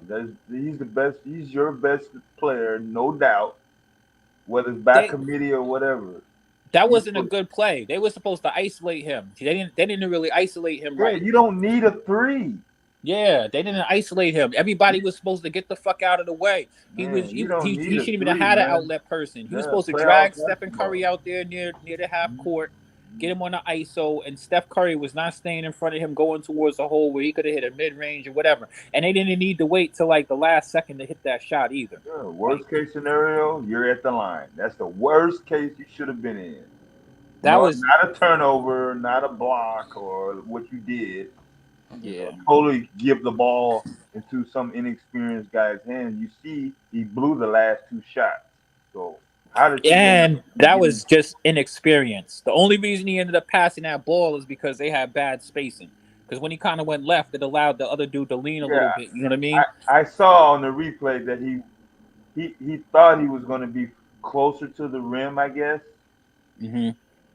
But he's still on fire. I don't know, man. Maybe they didn't have good spacing on that play. Like you could look at that shit. You could go and look at that shit again. Like they didn't spread the floor right. They didn't spread the floor right at all. I agree with you. Yeah, he was supposed to be. Makes my point even more. I mean, he should have just flew. 64-58, Denver over Minnesota. Shit, make him chase you down. Shit. Yeah, he didn't have Steph on the island like by himself. That was supposed to be him and Steph on the island 1-on-1. And Steph played good. And Steph played good defense considering the situation. Because I'm beyond. Aaron Fox was supposed to smoke that motherfucker. Yeah. But they'll learn. They still look like Draymond got in Fox's head today. Earlier, yeah, but that shit didn't last long. I mean, Fox went crazy in that game. He did bait him a little bit earlier. Yeah. I did think that was crazy, but they both got he was on the court for about 1 minute before. I'm not an expert at reading lips, but I did see a hoe ass nigga come out of De'Aaron Fox's mouth. I mean, yeah, no facts. He did. He did. Oh, it was great. Fox was giving it to him. He was giving him all kind of work. He was getting nasty work for real. That was a good ass game though, for real. Yeah, that was a good one. The Kings, and even on that play, like you follow what I'm saying, fam. Like the way that they set that play up, the wrong dude was there. It should have been either Monk or Hooter. That's what I thought. If you're gonna do that, then at least have one of your shooters over there. Yeah, I thought Monk was over there at first. I'm figuring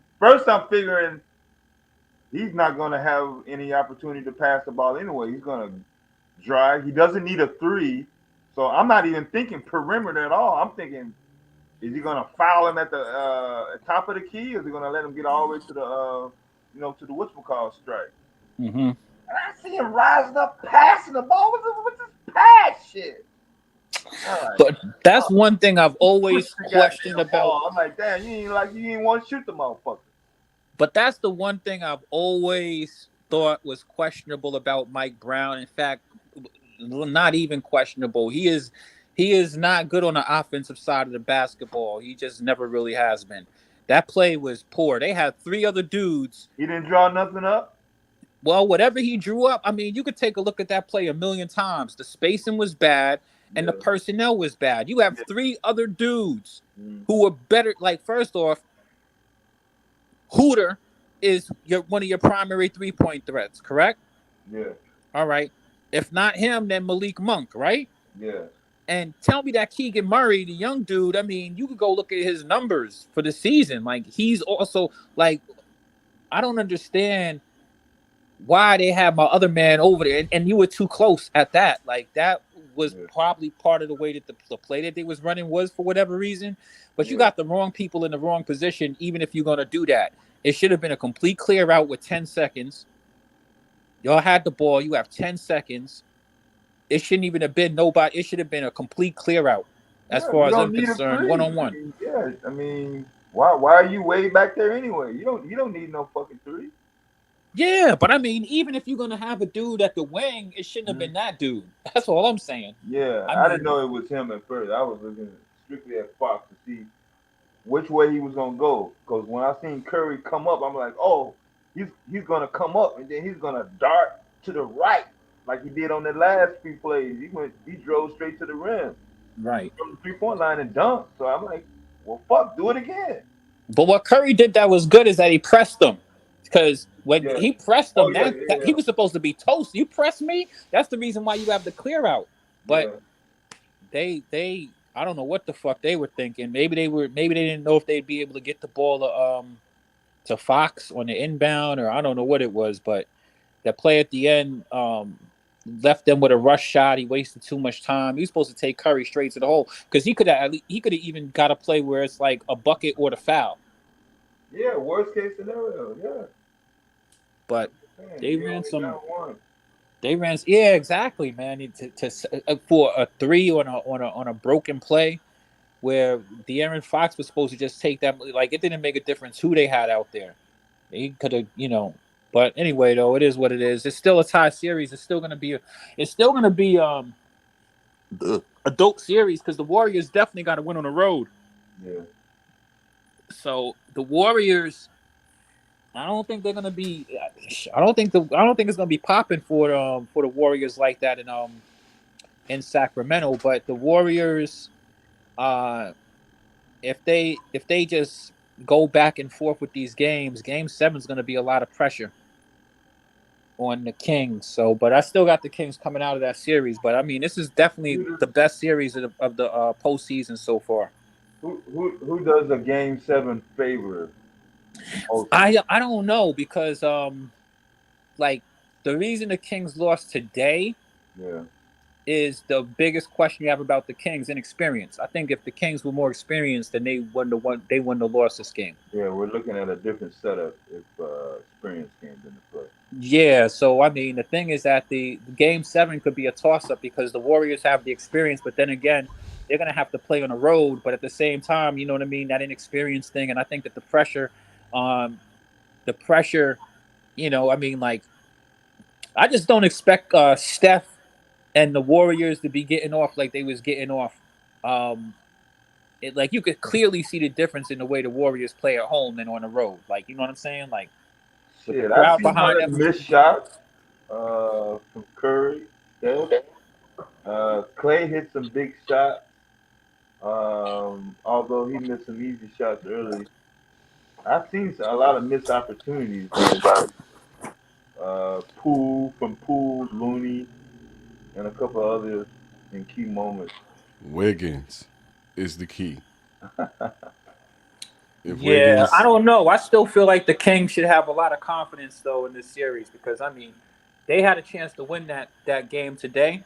They're going back home, and Man, but they'd the have thing been is up that they're gonna have three to go back hey and one. forth fellas, with the Shit, that would Minnesota have been trying an to elimination game. Holy Minnesota crap. try to creep back up in it. Yeah.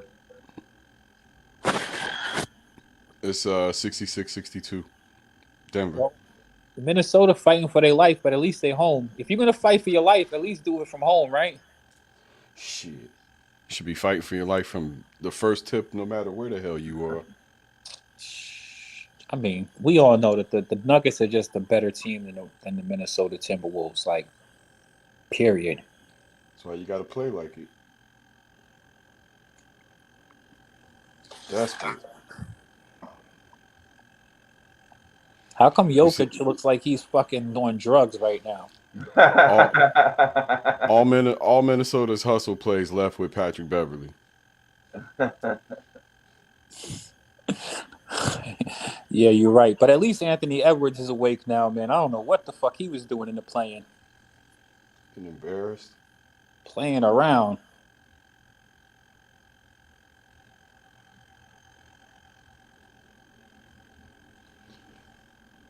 I don't know, man. These games today weren't like. I mean, the Warriors series is exciting.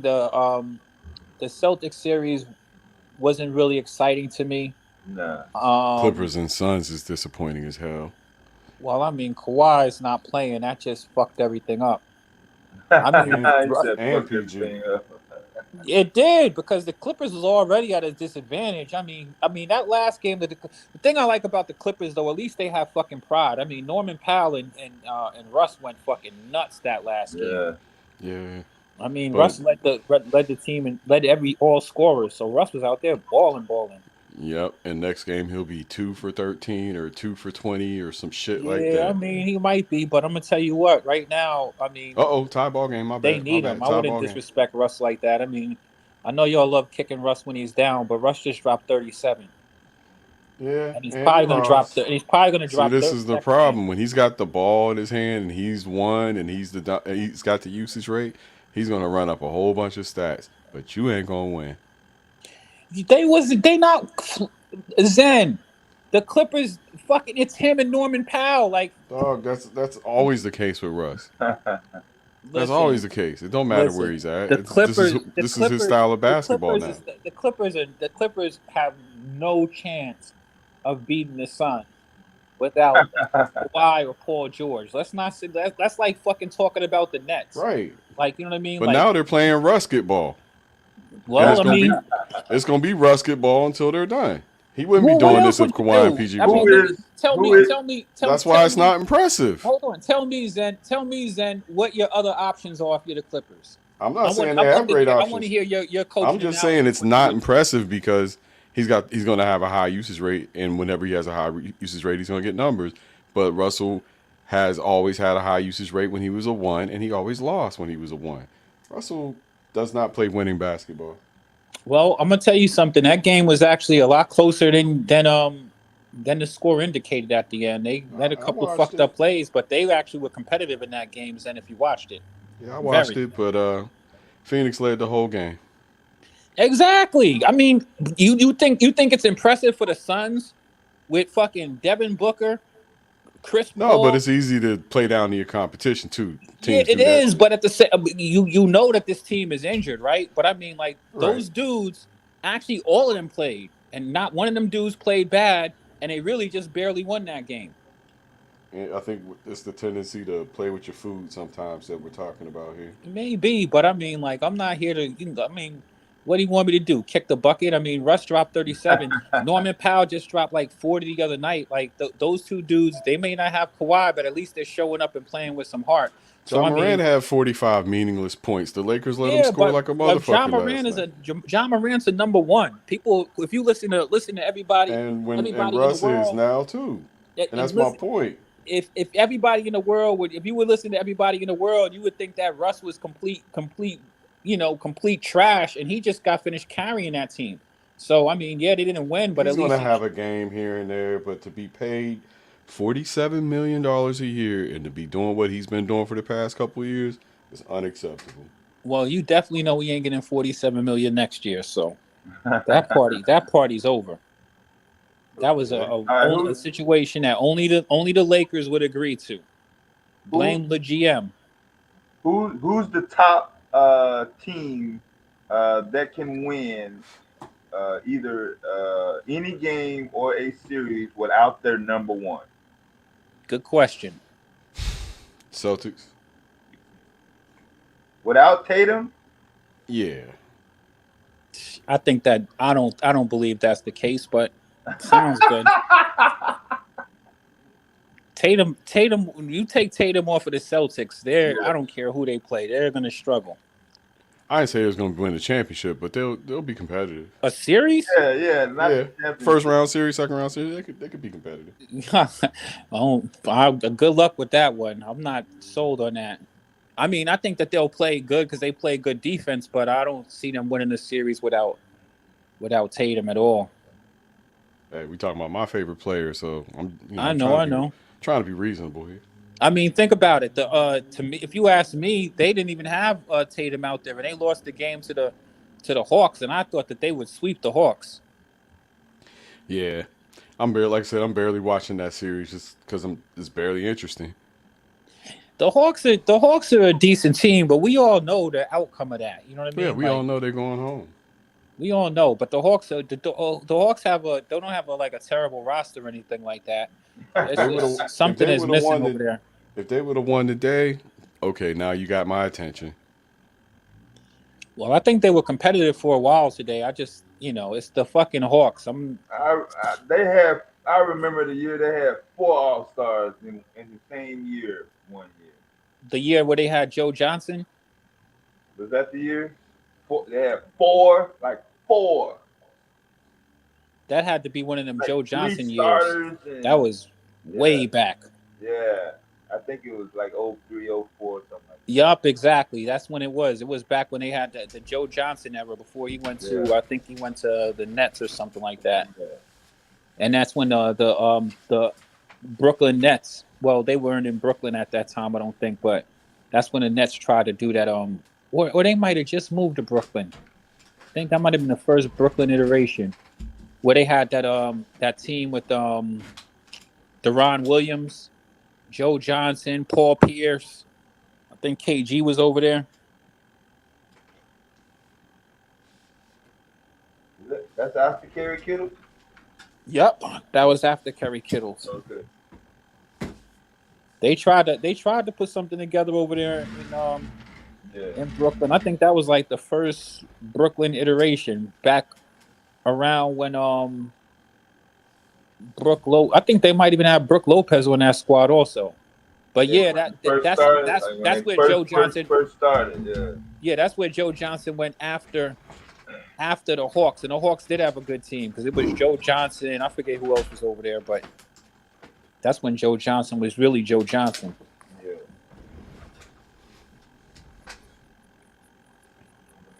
But I forget who else he played with over there. Who else was on that team? Do you remember? That had 4 All-Stars. Stacey Augman. Nah, it wasn't Stacey Augman. Mookie Blaylock.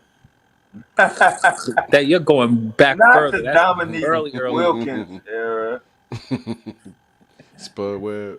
I don't know. It's bum ass Atlanta, yo. Yeah, I don't remember who they had. I don't even remember them having 4 All-Stars. That's trying to remember, bruh. Nah, one of them was a reserve, I think. Steve Smith. They had 3 starters, though. Steve Smith. Yeah, it probably was. It was Steve Smith, Joe Johnson, but who else was over there? They were on the same team. Stacey Augman. Stacey Augman was still. You might be right, but I don't think that I don't remember Stacey Augman being an All-Star though. Mm-hmm. Interesting. Was Al Harrington down there? You know what's so crazy? It's interesting you mentioned him. I just saw Al Harrington at the fight last night. Yeah, he's selling weed like everybody else now. He was talking to Ray Lewis. Him and Ray Lewis were chopping it up. Oh, Sugar? Mm-hmm. Was it Josh Smith? Yeah, they had Josh Smith too. Yup. You're right. Josh Smith was on that team. That's when he was nice before he got I think he got injured or something like that. I don't know what it was, but he never really reached his he never reached his full potential. Yeah. Minnesota's up in this game, closing out the third quarter. Yeah, but that's the team, though. I think. Yeah, they are 7 points with Josh on it. Shandon Anderson's down. Mm-hmm. Yeah, that had to be the team because when you said Josh Smith, that definitely he was definitely on that team. That's the team right there. Him, Joe Johnson, Steve. Yeah. They were definitely all on the same team, and they probably did have somebody else over there, but they just did not live up to the. They just didn't live up to the hype.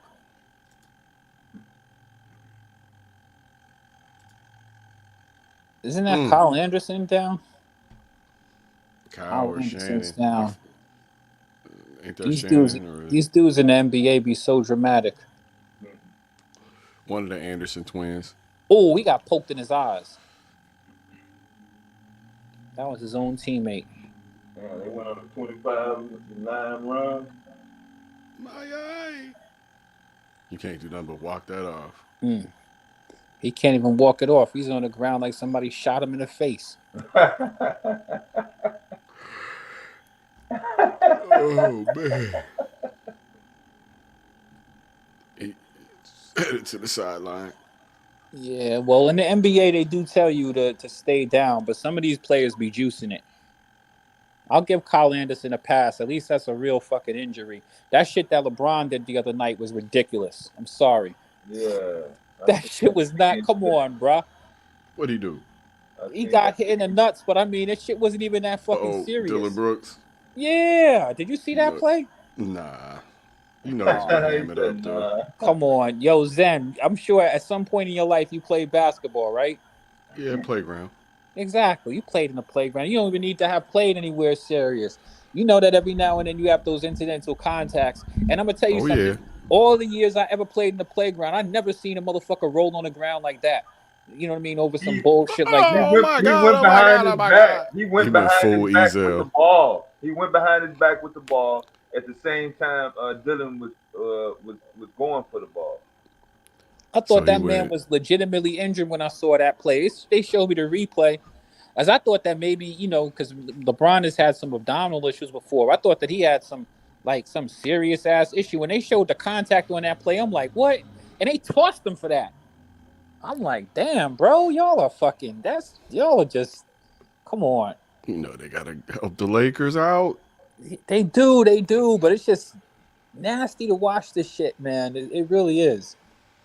So that him getting ejected had nothing to do with that play. Is what you're saying? I mean, you saw the play. Do you think that man?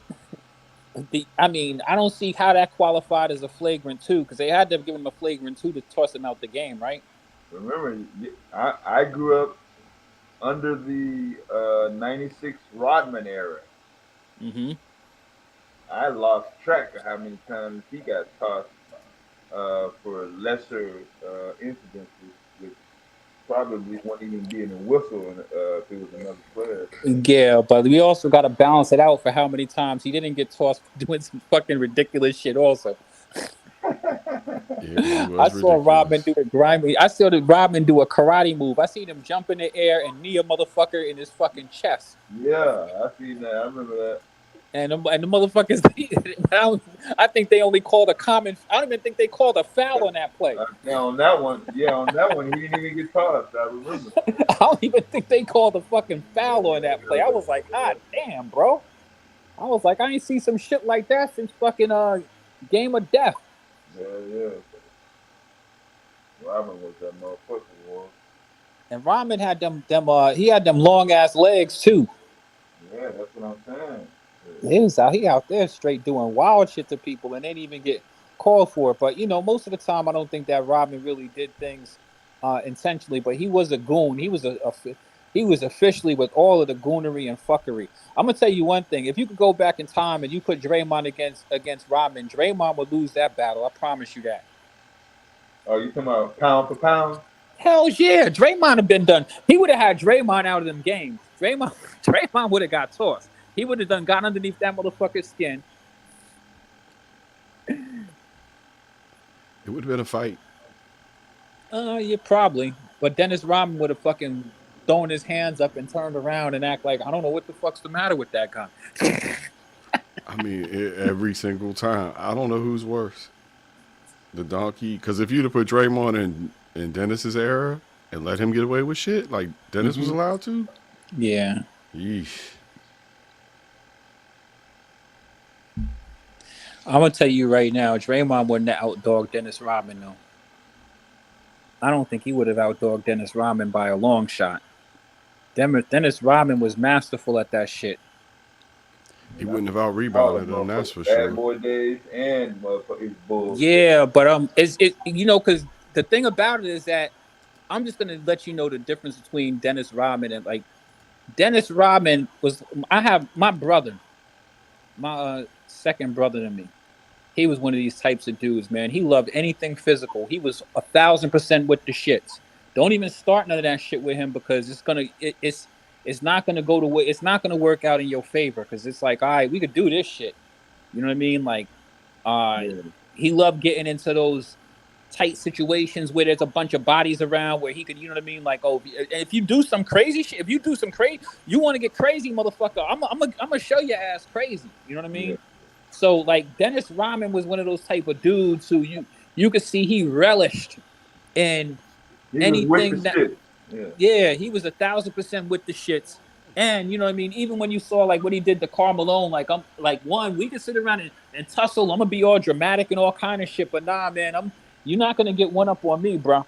For real, for real. And you were gonna get frustrated because he was just simply a phenomenal rebounder. Like, you know what I mean? He knew how to body himself, get position, and he also knew how to play head games with you and shit.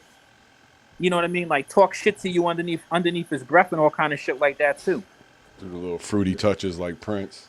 Yes, sir. You didn't see all that. You didn't see no rumors going around when he did that in the dress thing in Chicago. I was here with nobody saying, "Oh, he didn't turn trans," or nobody was talking. You're right about that. Nobody said a fucking thing about him walking around in the dress. It was just there goes Dennis being a fucking weirdo again. I mean, it was Dennis and Madonna though. You know what I mean? It was just. Those two were both weirdos. You already knew they was gonna do some weird shit. At some point, it was just all right. You're just doing the shit for attention, and when people are doing shit for attention, you either pay it to them or not. That's your choice. When you put Dennis with Madonna, then shit like that's gonna happen. Madonna was even when she came out with the Vogue shit, she was all for that whole alternative. She was like the queen of that alternative shit. Mm-hmm. She really brought that shit in. Yep. She's literally the queen of that shit. She brought late stage disco. Yeah, yep, exactly. She was with it, and she did all kinds of weird, freaky shit. Remember when Big Daddy Kane? She had Big Daddy Kane in her what was it, a book or a calendar spread or whatever the fuck they had going on, some freaky shit. Yeah. Then he went and dropped the sex book. Yeah, then he went and dropped the Prince of Darkness album. That's when Big Daddy Kane and then fell the fuck off. You're like, yo, you taking this Madonna freaky shit. Right at Taste the Chocolate. That's when. Exactly. That's when we were like, all right, bro, where you came, man? You went from ain't no half stepping to drag stepping. You know what I mean? From 5% to kicking it with Madonna. Yeah, Madonna's shows were crazy. She'd have all these fucking graphic homoerotic orgies and shit like that, and you know, she had some whole freaky shit going on over there, man. You fuck with her, you already knew that they were out there. So Dennis fucked with Madonna, man, and it was over after that. After that, you start seeing him painting his fingernails and all kind of shit. She officially turned that man out. Shit, that's what that nigga wanted. Yeah, he was waiting for Madonna to come around. Look, Erykah Badu might have crocheted the pants, but Common put them motherfuckers on. Now I agree with you. I ain't gonna lie. Madonna ain't begging them motherfuckers to come fuck with her now. You know what I mean? But it was so crazy because Dennis Rodman, when he had such a dramatic change. When he was with the Pistons initially, you never really heard much about this motherfucker. Then you heard about the motherfucker with the shotgun in the parking lot. Yeah. Then after that, he started fucking with Madonna, and all kind of weird shit starts happening after that. Now he's over here trying to be like, like, oh yeah, she got him for real. But like you said, you know what I mean? Nobody told him to put that shit on. He was already with it. Yup. The average man can't even fathom the idea of putting on a kilt. Yeah, but nobody was worried about him banging the boards or showing up. Into the motherfucking paint, though. I don't know. We got a lot of attention after that shit, though. For real. Yeah. 76-80. Minnesota still leading Denver. What's going on with your squad, Basil? You know who that shit didn't work out for when he went to go play with the Spurs. I'll never forget that. I'm like, David Robinson he's definitely not with this shit. Rodman? Dennis Rodman was with all kinds of shit. Like, it was just taking two totally different types of people. David Robinson was just this natural wholesome guy and shit like that. I don't even think anybody on the Spurs cursed. He's such a Bama. I don't even think anybody on the Spurs cursed. And then you got Dennis Rodman over That there. wholesome guy. You see David Robinson with that little ass bow tie on, looking like fucking Magilla Gorilla with a bow tie on and shit. Well, but David Robinson's consistent. Like that's who he is. It's not like I'm just joking on him. no, you are. But I mean, it ain't like you lying though. I mean, we all know David Robinson is square as fuck. He's L7 like a motherfucker. He been square. That man came into the league a grown ass man. You know what I mean? From the he's Naval Academy. I mean, he got a whole fucking life and shit like that. You know what I mean? He's on probably the first motherfucker in the NBA married and all kind of shit like that. Because his ass was tall, he always had the same job on the ship. I don't cheat on my wife. Oh no, I can't go David Robinson. Yeah, I know. Clean the goddamn windows again, right? Yep. You the only one tall enough to get him. Well, him and Larry Markin 6'10" on a Navy ship. Him and Larry Markin will be able to exchange stories soon. 6'10" on a Navy ship got to be awful.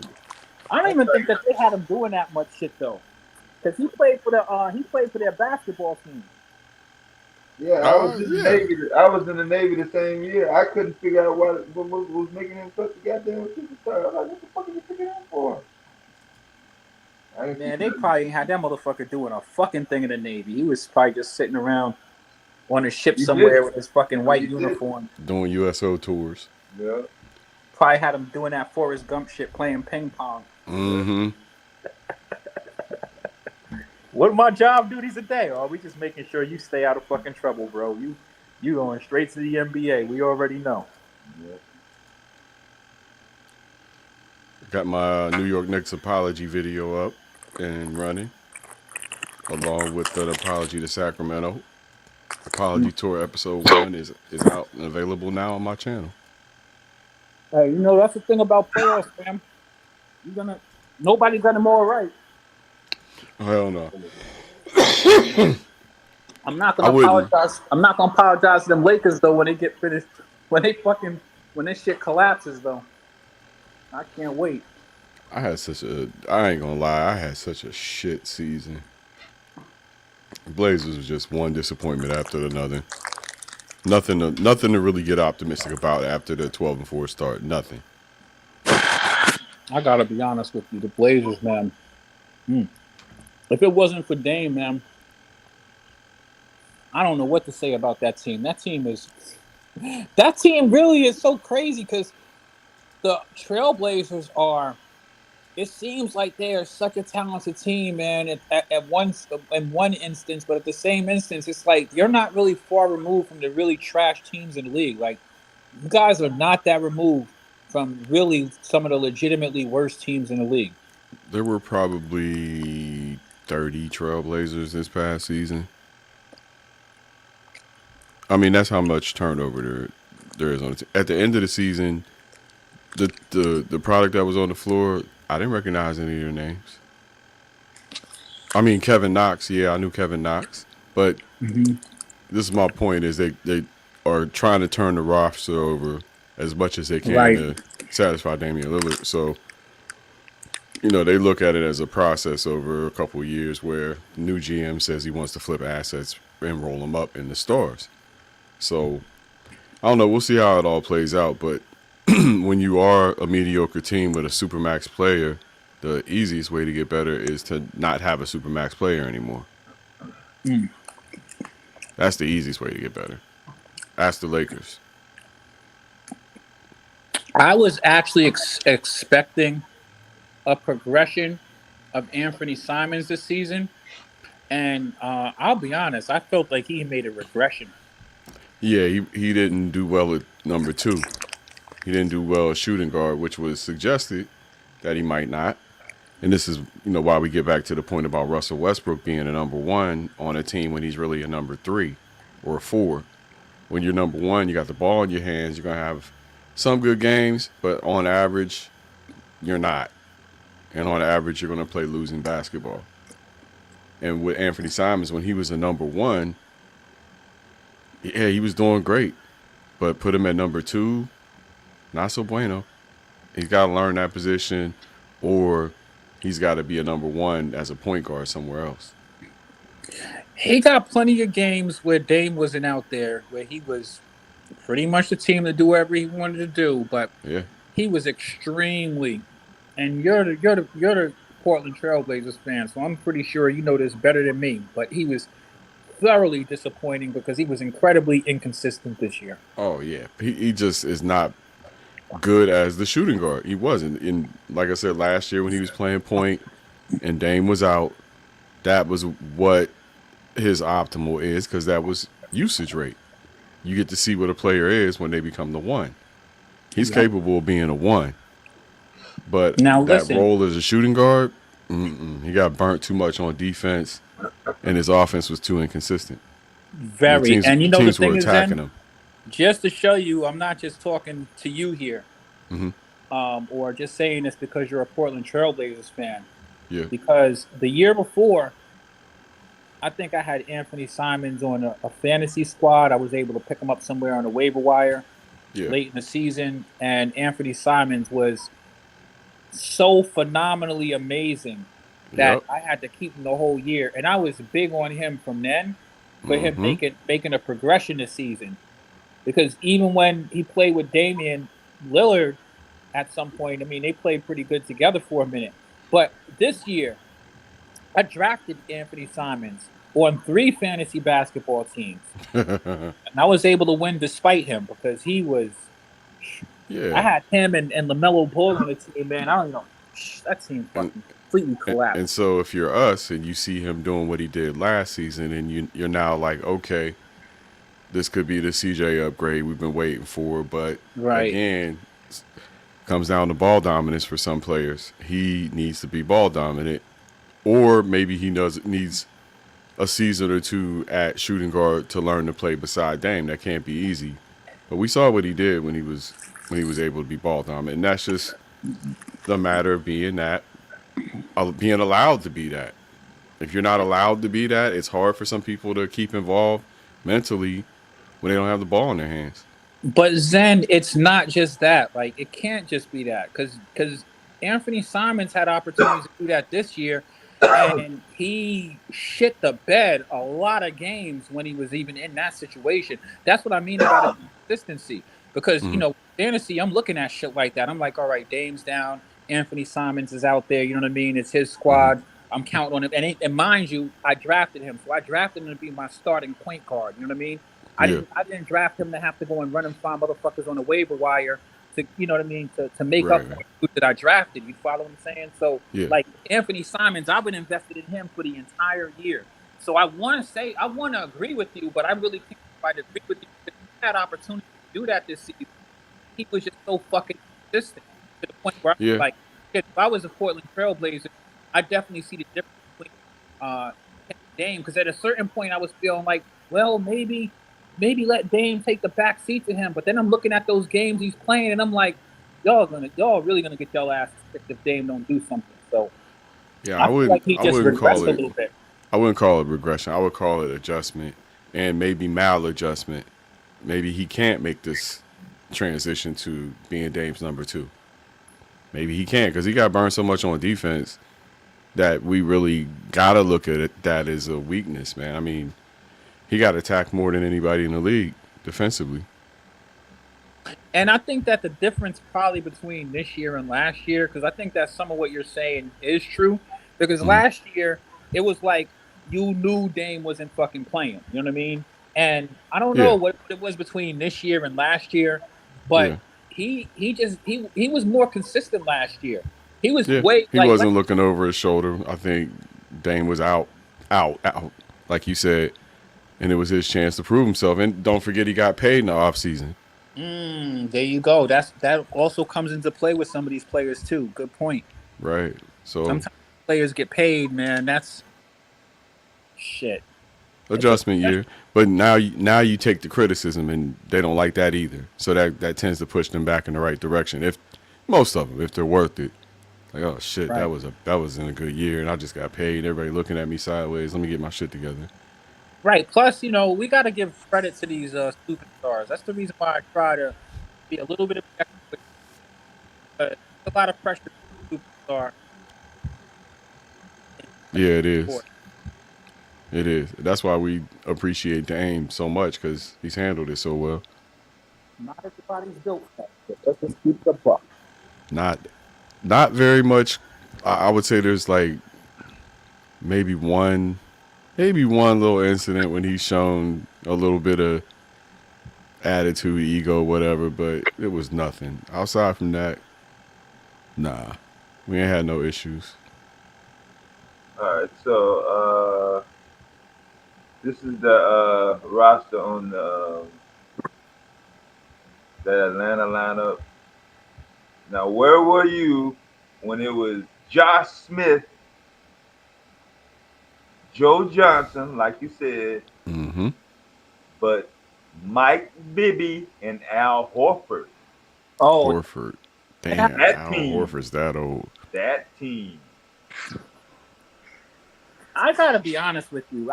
Mike Bibby was good when he was on the Sacramento Kings, but that was about it. Yeah, I give you that. He's making the All-Star not because of his Atlanta Hawks numbers. I give you No, that. definitely not. That's the only reason why, like, somebody was talking. I think it was you, Zen. We were talking about our Sacramento Kings jerseys.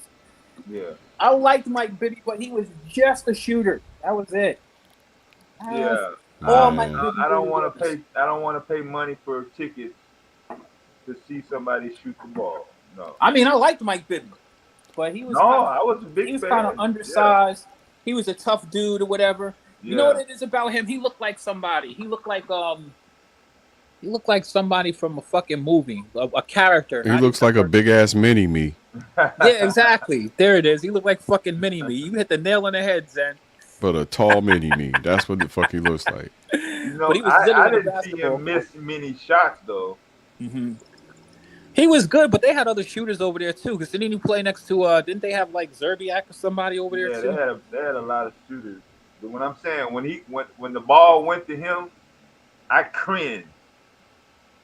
Especially when they were playing the Bulls. They had a lot of passes over there too. I didn't like the ball in his hands too long. I'm like, Mike's another Shannon Sharp with the weight training. Yeah, but Bibby was definitely he was a shell of himself in Atlanta. I don't remember that dude doing much of anything over there. By the time I'm reading that list, He's still he'll make an appearance every now and then on Sacramento radio. Salute to D-Lo and KC at ESPN 1320. He shows up on there every now and then. But I like Mike Bibby as a person, though. I mean, I think he was a well-respected player for sure. Yeah. He out in Arizona, trying to stay swole. Mm-hmm. So you said they had him, and who else did you say they had over there? Yeah, Al Horford and Al Horford. Horford, yeah. Al Horford used to be nice, though, for real, for real. Yeah, coming up. He was an underrated fucking player. That motherfucker Al Horford used to you're Al Harrington, right? Horford. Horford. Oh, this is the start of Al Horford's career. Yeah, this started a long time ago, Al Horford. Yeah. All right. Not tonight's 0 for 2 Al Horford. Yeah, but Al Horford Joe Johnson on the same team. Al Horford was like Al Harrington, but he was all right. He defended well. Austin Rivers out there for the Timberwolves, underachieving ass. Austin Rivers is fucking. I don't want to say he's trash, but he's about as close as you get to it. Dude was a beast in high school. That was the last time. Go. Yep. That was the last time. He married into the game. He's like, look, I ain't got to work that hard, do I, Dad? The only fucking reason I think that his ass is still in the league is because of his motherfucking. You saying he's not in the NBA relationships without his dad? Not only just his dad, you know who his wife is, right? Yeah. Callie Rivers. I'm saying no, Callie's his sister. Who's his wife? He's fucking. Isn't he? He was dating. I think he's married to Curry. Yeah. But I'm saying that's Damian Lee. Damian Lee is married to Slidell Curry. Yeah. Who? Or Seidel Curry. Austin Rivers has somebody else in the NBA that His sister is married to Callie Rivers. Was supposed to marry Paul George, but Paul George cheated on her with the stripper, and she wound up marrying Seth Curry. That's the Curry connection.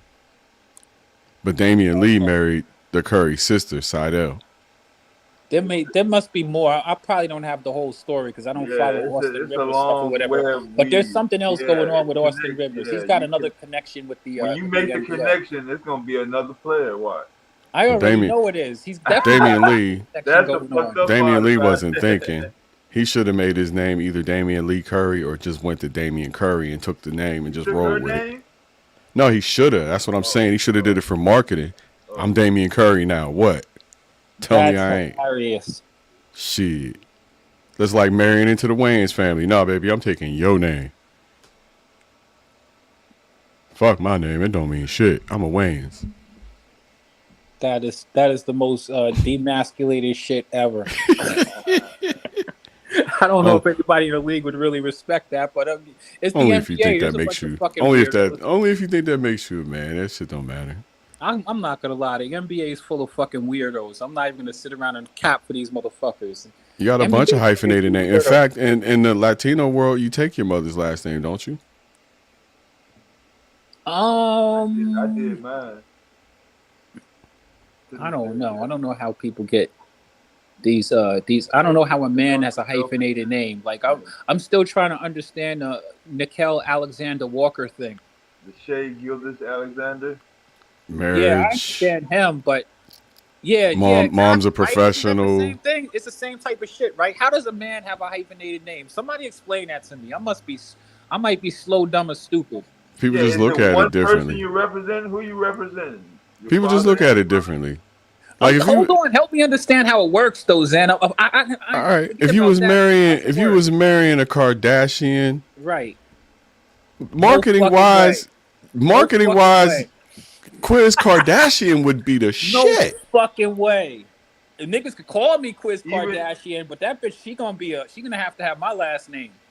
See, this is what people look at it and she from different perspectives. All I'm saying is, and maybe that's a bad example, but let's say your woman is a powerful woman who's made a name for herself. All right, and she's the type, right? She's the type to say, look, I respect your name, but I respect my father's name too, and I want to keep both of them.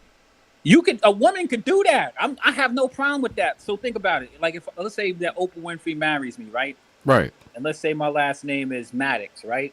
Right. Like Oprah Winfrey Maddox, right? Women do that all the time. I get that. But I'm just trying to figure out what men are out there. What I'm saying is the husband also becomes a Winston Maddox, and the kids become Winston Maddox and Gilgeous Alexander. What man is out there recognizing that? You doing that, Zen? Gilgeous Alexander? I don't know. Shit. I'm saying it happens. It happens. I don't think that those dudes are married, though. I don't know. But they're not marrying in to get that hyphenation. They're obviously masculine enough to reproduce. Maybe they get it from their mama. I'm not sure exactly. I think it's different strokes for different folks. But I've known people, NFL athletes, NBA athletes. Yeah, like I'm thinking like this. I'm just trying to understand how it works. I'm not even being silly here. I'm just being real, right? So let's say that my mom's last name is Minerva, but then she goes and marries somebody with the last name of Prasad, right? You know what I mean? And and maybe she doesn't want to keep her name, or maybe she switches the name, and then she's going by, whatever her first name is, Minerva Prasad, and then one of her kids decides that they want to keep that to make things easier for them. Is that how it works? Or I don't understand how men get hyphenated names. I really don't. One of those was orphans, though. An orphan, all right, that would make sense. I think again, I think it's for most it's going to be a husband and wife that decide they're going to keep both of their names and pass it on to both of their kids. It's just a different way of doing things. Now, whether how we look at it or another. And again, in some cultures, you take your mother's last name first and then your father's last name or some shit like that. It may be that. It may be a cultural thing. It may be that. Exactly. I'm not sure 100%, but that's why that's why you should always try to understand before you judge. See, because like I have a cousin that's Nigerian. Minnesota's They have cooking Denver, by the way. It's 97-84. Minnesota's surviving tonight, y'all. Yes, they are. Anthony Edwards is putting it on. He's got 29 points on 10 for 24 shooting, 4 for 11 from downtown. Ant-Man, salute to Basil. There's still time in this one, but I'm going to tell you, it's winding down, and it's definitely looking favorable for Minnesota. Yeah, I'm a bit shocked, I got to say, but Minnesota's not terrible. They're at home. Minnesota's really not a terrible team. They're just not better than the Nuggets. Could they be better? Ooh, Anthony Edwards, bro. This shit that he just did was nice. He playing like this now? Come on, bro. Why you last couple games? Why you couldn't do that in what you call it? Hey, let me shift my attention to my man Donovan Mitchell. Donovan Mitchell, your performance tonight was completely unfucking acceptable, bro. You got 2 points in the second half. Yeah.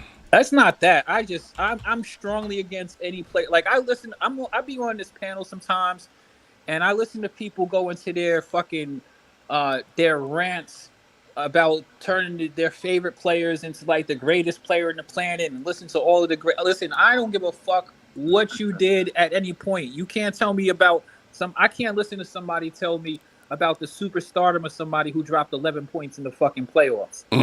That's supposed to be a card carrying member and this unstoppable fucking NBA player. I don't want to hear that shit. Fuck we talking about? He definitely got shut down. I mean, unless you have a fucking like some sort of legit ass injury. We just got finished watching John Morant come back with a busted fucking hand and drop like fucking 30. Come on, bro. 45. Donovan Mitchell ain't got no fucking excuse for dropping 11 points. 5 for 18. That's bad. I mean, because you letting your team down doing that bullshit. Because Darius Garland could come up and show up, but like you can't be like you already know you were the number one dude in that squad, man, and you were too good to be doing this shit. That's the reason why people questioned him back in the days when he was with the Jazz. You can't be doing shit like this, Donovan. Yeah, that's bad. Drop 71 for the regular season. Then get to the playoffs, and in that game, put you down 3-1, right? 5 for 18. Yeah, you're actually setting yourself up to go take a break on the couch and shit. How many bad shots is worthy of a highlight reel? 10, 11? How many do you want to see on a highlight reel?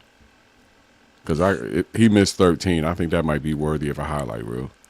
Yeah, man, you might as well, man. And I think that you should do it to hold them accountable. And I know that people on this panel be like, Quiz, here you go singing that shit again. But I be listening to people and it starts sounding like it be like diarrhea in my ears because people start telling me about people and I should be trying to hold. I try to hold my tongues in. I try to hold my tongue. I'm a D-Mitch guy. I like Donovan Mitchell too, but come on, bro. I can't. You're getting a demotion, bro. Come back next year. You're gonna lose a series, and it's you lose a series. It's the fucking way you lost, bro. Like, come on, bro. I don't give a fuck. You got to show me in the postseason, bro. You can't be scoring 11 points and tell me that you're, come on. That's just fucking unacceptable. Unless you're injured, don't play. If you got injured during the exception, but come on. Hey, it's coming down to the wire in Minnesota, 96-93, 1 minute and 10 seconds left. Why don't we go ahead and call this down to the end here? With 128, this is far from fucking over. This is not over. With a bang to 3. Before that, Nikola, the Joker. Minnesota fighting for their life out here, y'all. Joker has 34 points on 20 shots. He's 12 for 20. He's got 10 rebounds, 4 assists, play defense, 2 steals. Got fucking steal, and he got fouled with 1 minute and 11 seconds to go in this game. Great defensive play by the Joker. And they say he don't play defense. Exactly. I better show some respect to this guy, man. I know he's not a fun, personable, charismatic basketball player, but that ain't what this game always is. Exactly. It just ain't always that. We got 20 seconds on the clock. Denver with the ball, 95-96. Minnesota by 1. Oh, They left Joker all by himself out here by the 3. He's going. Murray turns the ball over. Denver turned the ball over. No, we got a timeout by Mike Malone. My bad. Turnaround fade. 16. 95. Yeah, I'm a little ahead of you, Quiz. 16 seconds to run a play for Denver. We're on the fast clock. Close them out, Denver. Close them out. So you saw this block down here by Aaron Gordon. And Yeah. shut these motherfuckers down. It is the Minnesota Timberwolves. Salute to the bootleg man. I'm canceling my NBA subscription ASAP. Matter of fact, while we're on the air, I'm going to go to NBA.com and cancel that bullshit. League pass crap. They're still charging like what, $70? Nah, it's cheap. It's like $15, but you don't get shit for it. Oh man, I seen some commercials one time, man. I was like, man, they still charging money. They want to block you out of your home games. And on top of that, yeah. Then you don't see all the playoff games. Like, man, come on, you know what you're doing. This late in it. I'm going back to back from that roster I was reading last time I was paying for cable. They're gonna have to make me pay for the NBA after this year. I pay at the arena. How about that? I go to the arena. Oh yeah. Leave me be. Yeah. Yep. Other than that, leave me be. Oh shit! I ain't even got a bill due until October. Wait. What? $14.99 a year? Hell no. Ain't no way.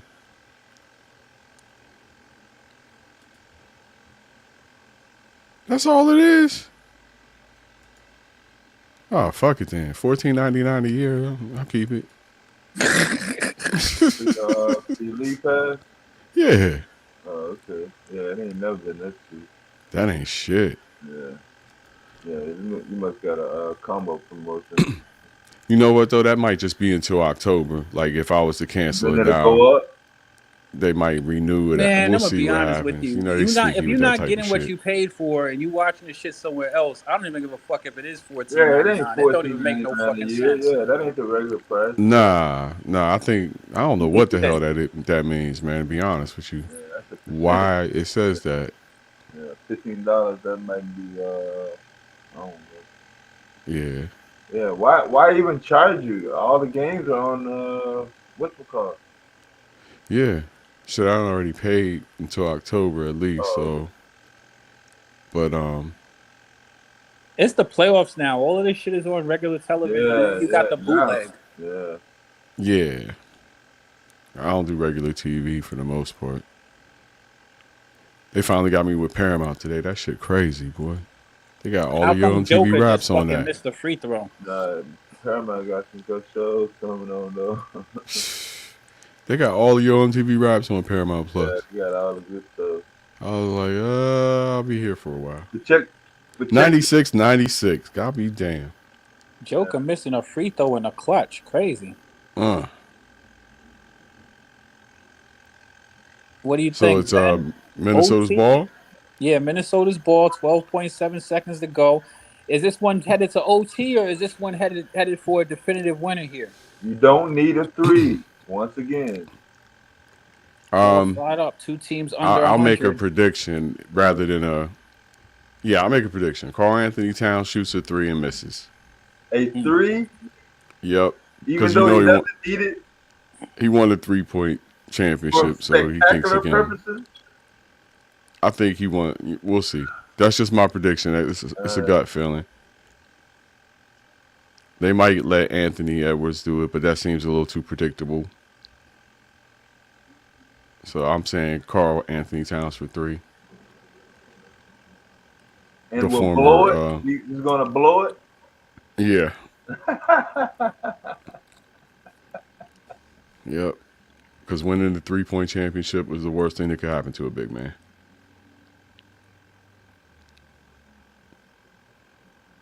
Well, Cat thinks he's like that. Mm-hmm. He's out there on the corner by himself. Uh-oh. Oh, Edwards stripped. And overtime. There we go. Damn, Overtime. Zen, I hate you. You're such a fucking spoiler alert. Ever tried to take it?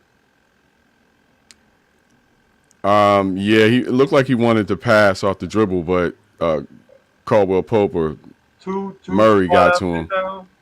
Murray got to him. Oh, I Some think he real- was going to give it to Cat though. Cat was floating Yeah. out in the corner for 3. oh, okay. See, this is the reason why you can't take a team like this Minnesota team seriously, because at the end of a game, man, you definitely can't count on them to do a fucking thing. Yeah, they was up You big. don't even get a chance to get the goddamn shot. That's gotta Nope. suck. Nope. And you allow Joker to go on a 12-0 run.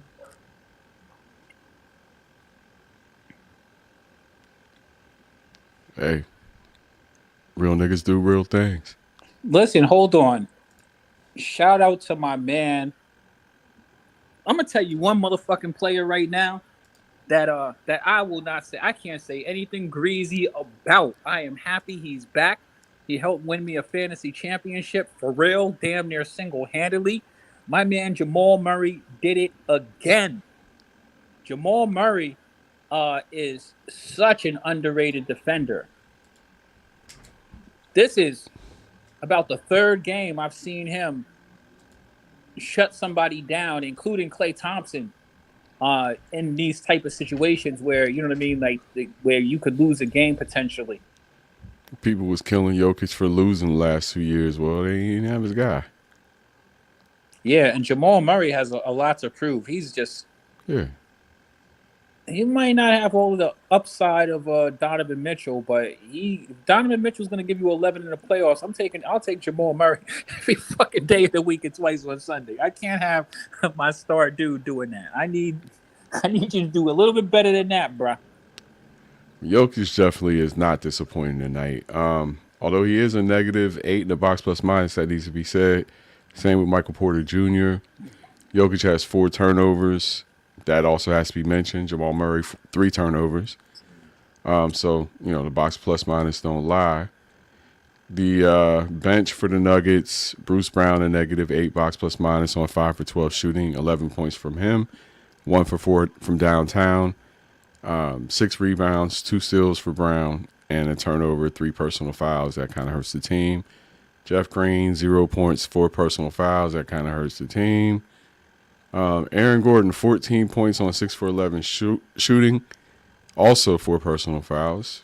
So the Nuggets are playing a physical game here that's resulting in a lot of fouls. And on the other side of the ball, Karl Anthony Towns, typically in foul trouble, has 5. He's 5 for 9 for 17 points. Rudy, the fucking Frenchman, Gobert, 6 for 13 for 12 points. He's got 14 rebounds to go along with that and 2 blocks along with 1 assist. Conley Jr., 6 for 11, has 14 points, 7 assists. Nickeil Alexander-Walker, 1 for 5, 2 motherfucking points for a starter. Shooting guard. So your boy can feel better. Anthony Edwards, 10 for 25, 4 for 11 from downtown, 5 for 6 from the stripe, 4 rebounds, 5 assists, 2 steals, a block, only 2 turnovers, only 1 personal foul, 29 points for Ant-Man. He is +1 in the box plus minus in this game. It's dead even, 98-98 with 4:05 on the clock. Back to you, Quiz. Yeah, I will also mention in regard to that, I love the breakdown. It's good to see the points and see what happens. And I'm not a huge box plus minus. It does leave some clues. But remember, the Nuggets were down by more than that when I started looking at this. And they were down by 10 with about a minute and change to go in this. And at the end of the game, Joker nails a 3. Michael Porter Jr. nails a 3. Jamal Murray gets a steal. Aaron Gordon gets a block. Like, all of those dudes really showed up with about a minute left to go in this basketball game, which is the whole reason that they're in overtime right now. So, these guys might not have overall throughout the course of the game, but coming down the stretch, these guys have all made extremely heroic performances, all of them, just to get them to this game. Conversely, on the other side of the basketball, the Minnesota Timberwolves have collapsed in that exact same period of time. Oh, I yeah. mean, completely, because if they would have just hit one more bucket, they probably win this game. They haven't been able to produce a bucket. They've turned the ball over or been blocked, right? Or stolen. Meanwhile, Jokic is 5 for 7 from 3. I didn't mention that. So Oh, yeah. he's on fire out there. Just put it that way. Yeah. The Nuggets heroics have stolen what was looking like an easy win for Minnesota away from them. And I have not seen. I'm glad you mentioned the Karl Anthony Towns, because he has been AWOL. He is completely MIA in this last 2 minutes of this basketball game. Also, and the overtime has started, and I still don't see him. 5 free throws. He's in the game. He's in the game. He's got 5 free throws. 5 fouls. So he's got to be careful. Yeah, I but remember. where is he offensively? Like if they could have had. Offensively, Towns is 17 points, 5 for 9. Not very good, but when you're in foul trouble, you're not in the game a whole lot. He has played 35 minutes, but Edwards taking over the scoring with 25 shots. I would say that would cut into Towns' ability to get points. Yeah, but in the last minute of the basketball game, for you to be the star player of the team and not even get a touch is just not good. Denver allowing them to hang around. Well, it's in overtime now, so I mean, the Minnesota's allowing Denver to hang around, which is terrible because they're playing at home. I was going to say, put it this way: it's a closeout game at home. Yeah, Minnesota isn't closing this game out good at all. This is terrible. This game was over. Quiz, you go ahead and call. I'm seeming to be a little bit ahead of you, so you go ahead and make the play calls, and I'll fix my clock with you. Denver's up 100-98. 4 minutes remaining in this one. We're in overtime. Joker just hit a couple of key free throws to put him up 98. 100 for Denver, 98 to Minnesota. Minnesota has the ball. Anthony Edwards swings it around. It ends up on the corner wing. Mike Conley off the glass. That looks like a 3 to me. Yes, it is. Minnesota's up 101-100. Jamal Murray bringing the ball across the half-court line, setting up their offense. Comes around the screen from Joker. Joker sets another screen. Back pass to Joker. Easy 2. Wonderful give and go. They look like the old Jazz, Stockton and Malone on that play. Hey, bro, when you get to stoppage of play, can you try refreshing? You're about a minute behind gameplay. All right. I'm actually watching this on television, so I'm not on the bootleg. Yeah, I'm on server 2. Oh, all right, yeah. Well, maybe you should call. It's about 3 minutes to go here, so you're probably about 2 minutes to go. 2:56, but it's been at 2:56 and stoppage of play. They about to get back in. Yes, sir. Right now. So you can call it from here, because I'm still at the same time, but I'm just starting to stoppage. You're coming out of it. All right. Real time is running. For me, it's still at stoppage and ball's live. So I'm about a play behind. Real time. Murray to Jokic. Jokic puts up a floater. Can't get it to go. It is 104-102 Minnesota over Denver. Edwards at midcourt. Gets a screen from Rudy. Karl Anthony Towns is fouled out of this, guys. I think that's also significant to know. He just fouled out. Yep, that was coming. Minnesota by 5. Nickeil Alexander-Walker hits a corner 3. 2.5 minutes to go. Jokic dishes it off. Nuggets. Jamal Murray with the ball out on the left wing. Back to Jokic. Jokic down to Gordon. Gordon gets fouled. He's going to head to the stripe for 2. Foul on Anthony Edwards. So the score is what, 107-102 right now? 107-102 Timberwolves over the Nuggets. With Gordon shooting free throws. If he makes both, I think he's shooting free throws anyway. We'll see. Minnesota is out here fighting for their lives. Man, I just kind of hit that shot, man. Come I'm gonna on, be Denver. honest They're with you. calling you a week number one. You need to close this out in grand fashion. Shut Those them up. last couple of buckets by Minnesota were impressive, though. Mike Conley with that off the glass two buckets ago, that off the glass three, and then the last one that they hit. Those buckets were big for Minnesota. They got this play under review, and I don't know how since they clearly jumped on Eric Gordon's back. So if Nickel they're in the Alexander Walker. I'm just watching a replay of his second of his three. clearly Rudy fouled him. So I don't know what the review's about. The most unlikable teammate on the face of the NBA. Fucking Rudy. Nobody likes that guy. What's his issue? What is it that he's doing? He's a Frenchman. They're very rude, you know. He was They always talking shit about this and about that. France this, France that. Fuck France. he was the first one to test positive for COVID. Yeah, I remember that. His dumb ass was rubbing the microphones and shit, joking about it before he knew he had it. Fucking stupid. And he got Donovan Mitchell sick, and Donovan Mitchell went and got his family sick, and that's why Donovan Mitchell was pissed off at him. Because he was over there fucking around for real, man, rubbing the mic, making a mockery of it. Then he came back COVID positive. And you're like, Can't do nothing but laugh at that. I'm sorry. Some funny shit. That shit was it was hilarious in the worst way though. Yeah, nobody died. that was supposed to play that night though, right? No, because there was people out there who didn't believe in that COVID shit, and he just showed everybody like take this shit serious. And we don't know if that's how Karl Anthony Towns lost his people, if it came through playing against Rudy ass. But I'm saying that game was scheduled to play that night.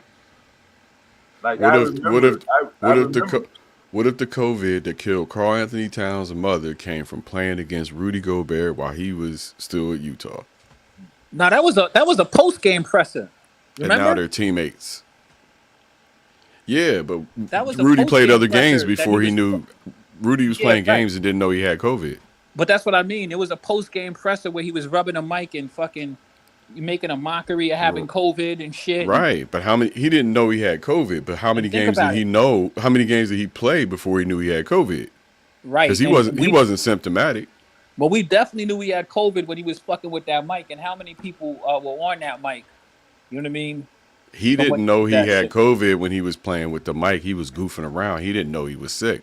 Right, I know. But he was. Think about it. But he was sick. And think about how many people use that same microphone and that same presser. For real. I'm just saying from Karl Anthony Towns' perspective, this is your teammate. And he could have been the guy that gave you a disease that you gave to your mother that killed your mother. Damn. That's what I'm getting at. Wow. That could have possibly happened.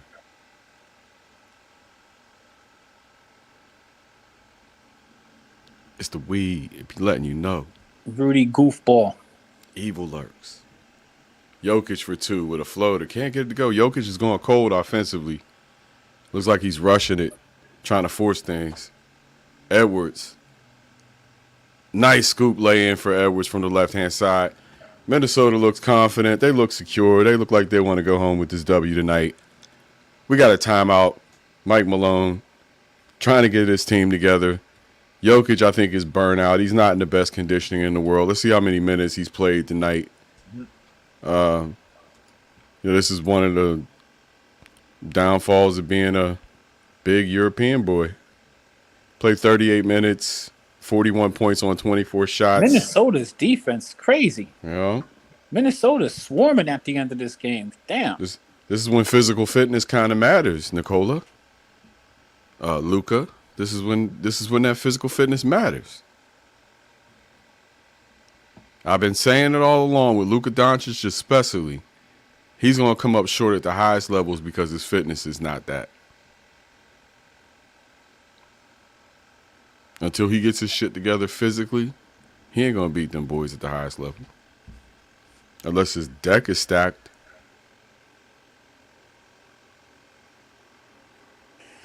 Interesting. Well, Minnesota's been in this position before, so let's see if they could hold on. You know, they got hawked down from 10 points with a minute to go.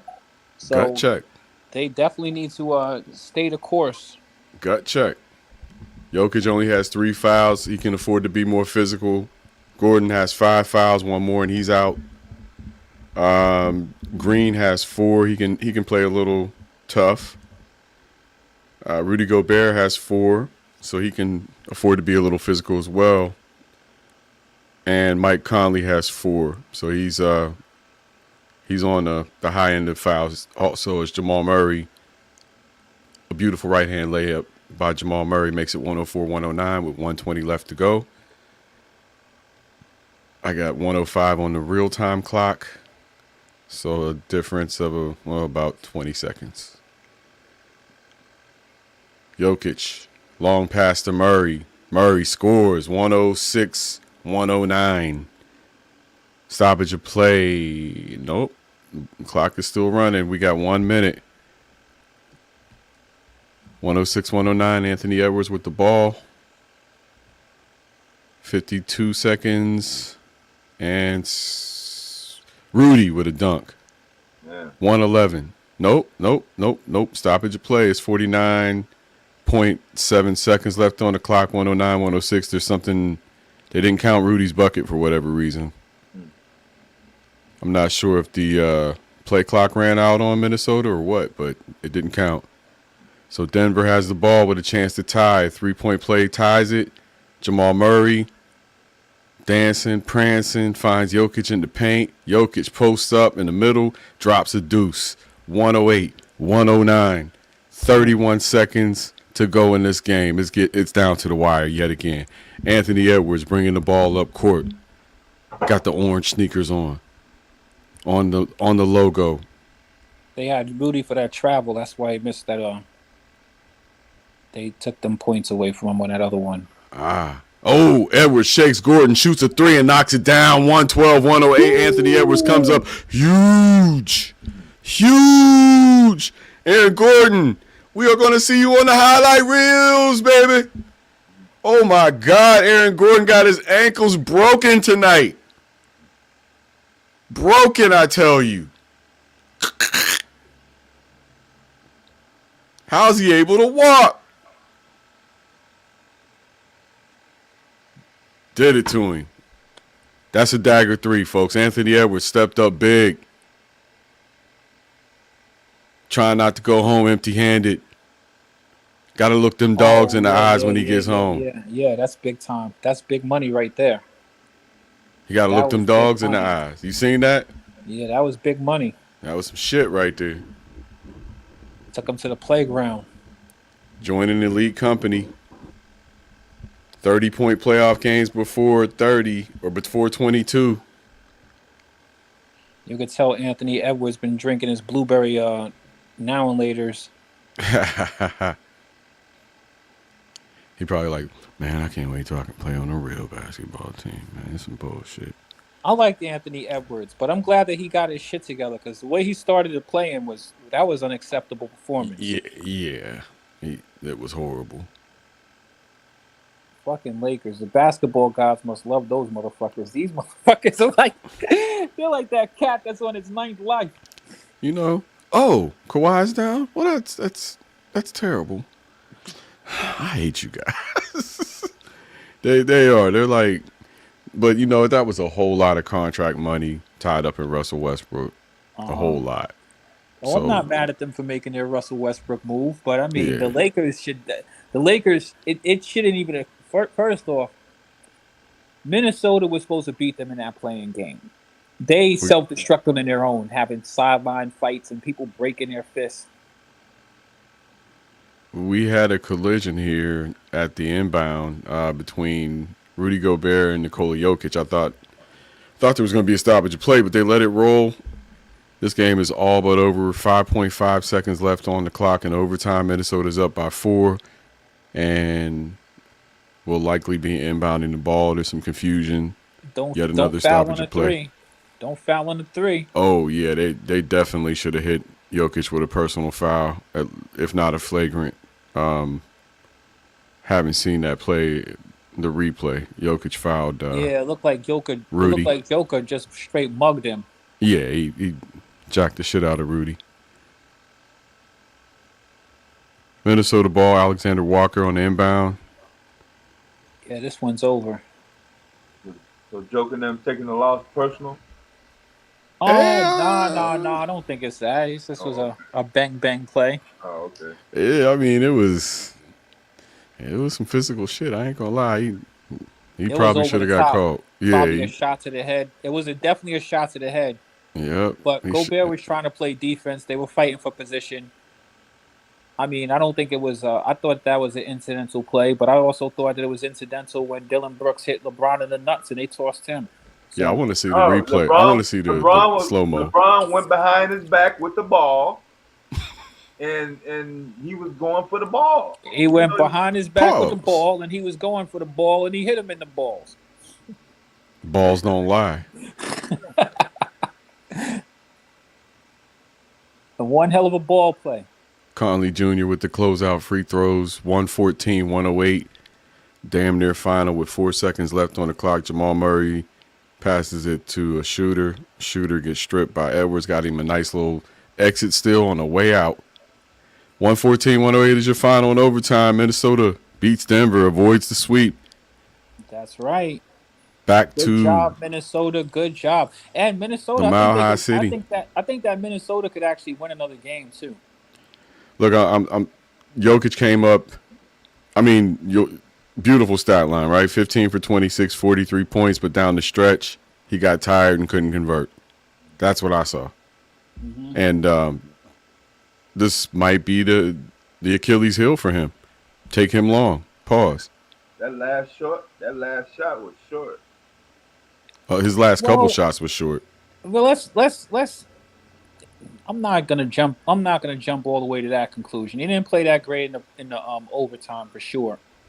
But we've seen people, he definitely contributed towards them getting to overtime. But this is a very emotional and powerful win for Minnesota. They know they can beat this team. They know they can play with this team, and they need to play consistently, which is what Minnesota has struggled with. So even though they're going to go back, this is your number one overall seed. Yep. Of the entire playoff. And so who to what? You're deemed to get swept. You're supposed to be swept based on the numbers. Well, I mean, the Bucks have an area also. So Milwaukee has the best record in the league. Yeah, but Milwaukee has, at least they have an injury, but they lost already. Right. Even they lost anyway. I mean, Miami played good. You gotta remember these are professional teams, and let's be real. I mean, Minnesota is not a terrible basketball team. No, they wouldn't be in the playoffs. Anthony Edwards is playing like Anthony Edwards right now. Like that's what Minnesota really needed. Unfortunately, he hasn't been fully consistent. But if Anthony Edwards plays like we know Anthony Edwards can play, Minnesota's a whole totally different basketball team with Anthony Edwards playing like this. Tonight he hit a bunch of big shots. Am I right or wrong, Zen? Yeah, he did. He definitely did. He looked like what he's supposed to be. Exactly. The marquee player. He was like the number one option over there. When I was talking about Cat had disappeared, the number one pick. Anthony Edwards didn't really disappear during that same period of time. He was there offensively. He was there offensively in the overtime session, and he had 30. He closed the game with 34 points. This Anthony Edwards right here, this is what Minnesota, what Minnesota's paying him the money for. Mm-hmm. Now, I mean, field goal percentage wise, 12 or 27, not so great, but in the clutch he came up. Really big towards the end of the game. Now he did shoot really well from 3, 5 for 12, including that dagger 3 at the end that just really sealed things. And 5 for 6 from the stripe, so solid there.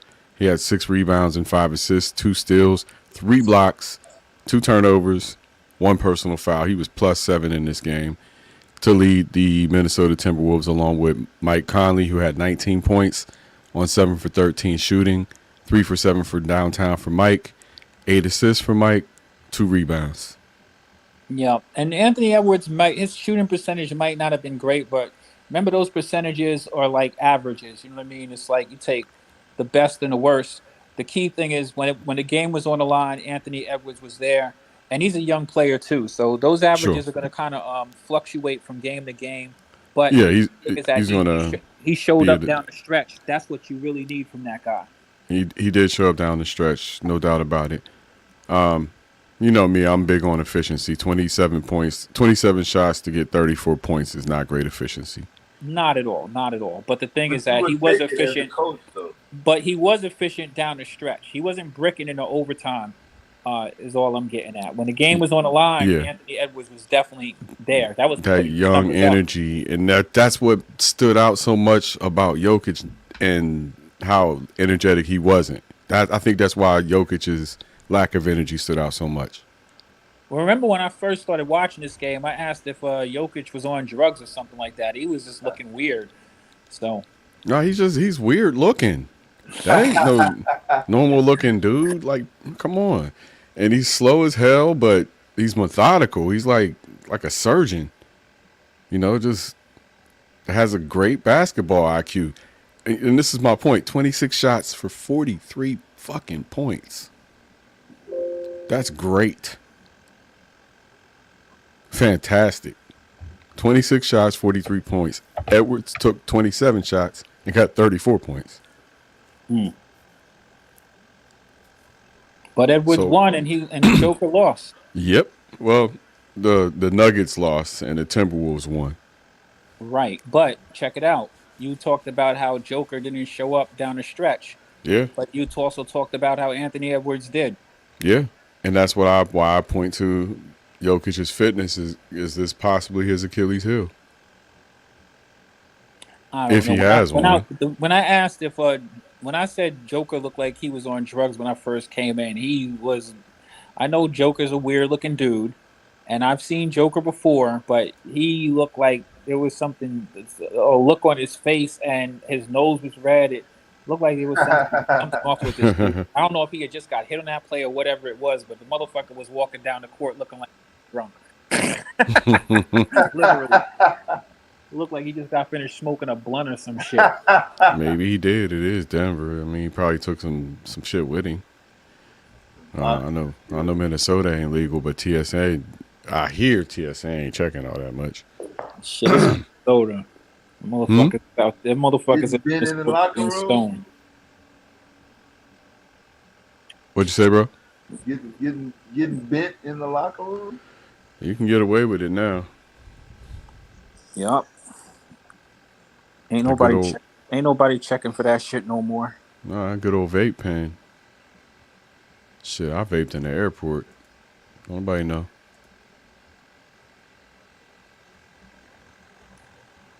Allegedly. Oh well, fellas, who we have tomorrow in the NBA? Well, you know, the Fakers are playing tomorrow, so can't wait.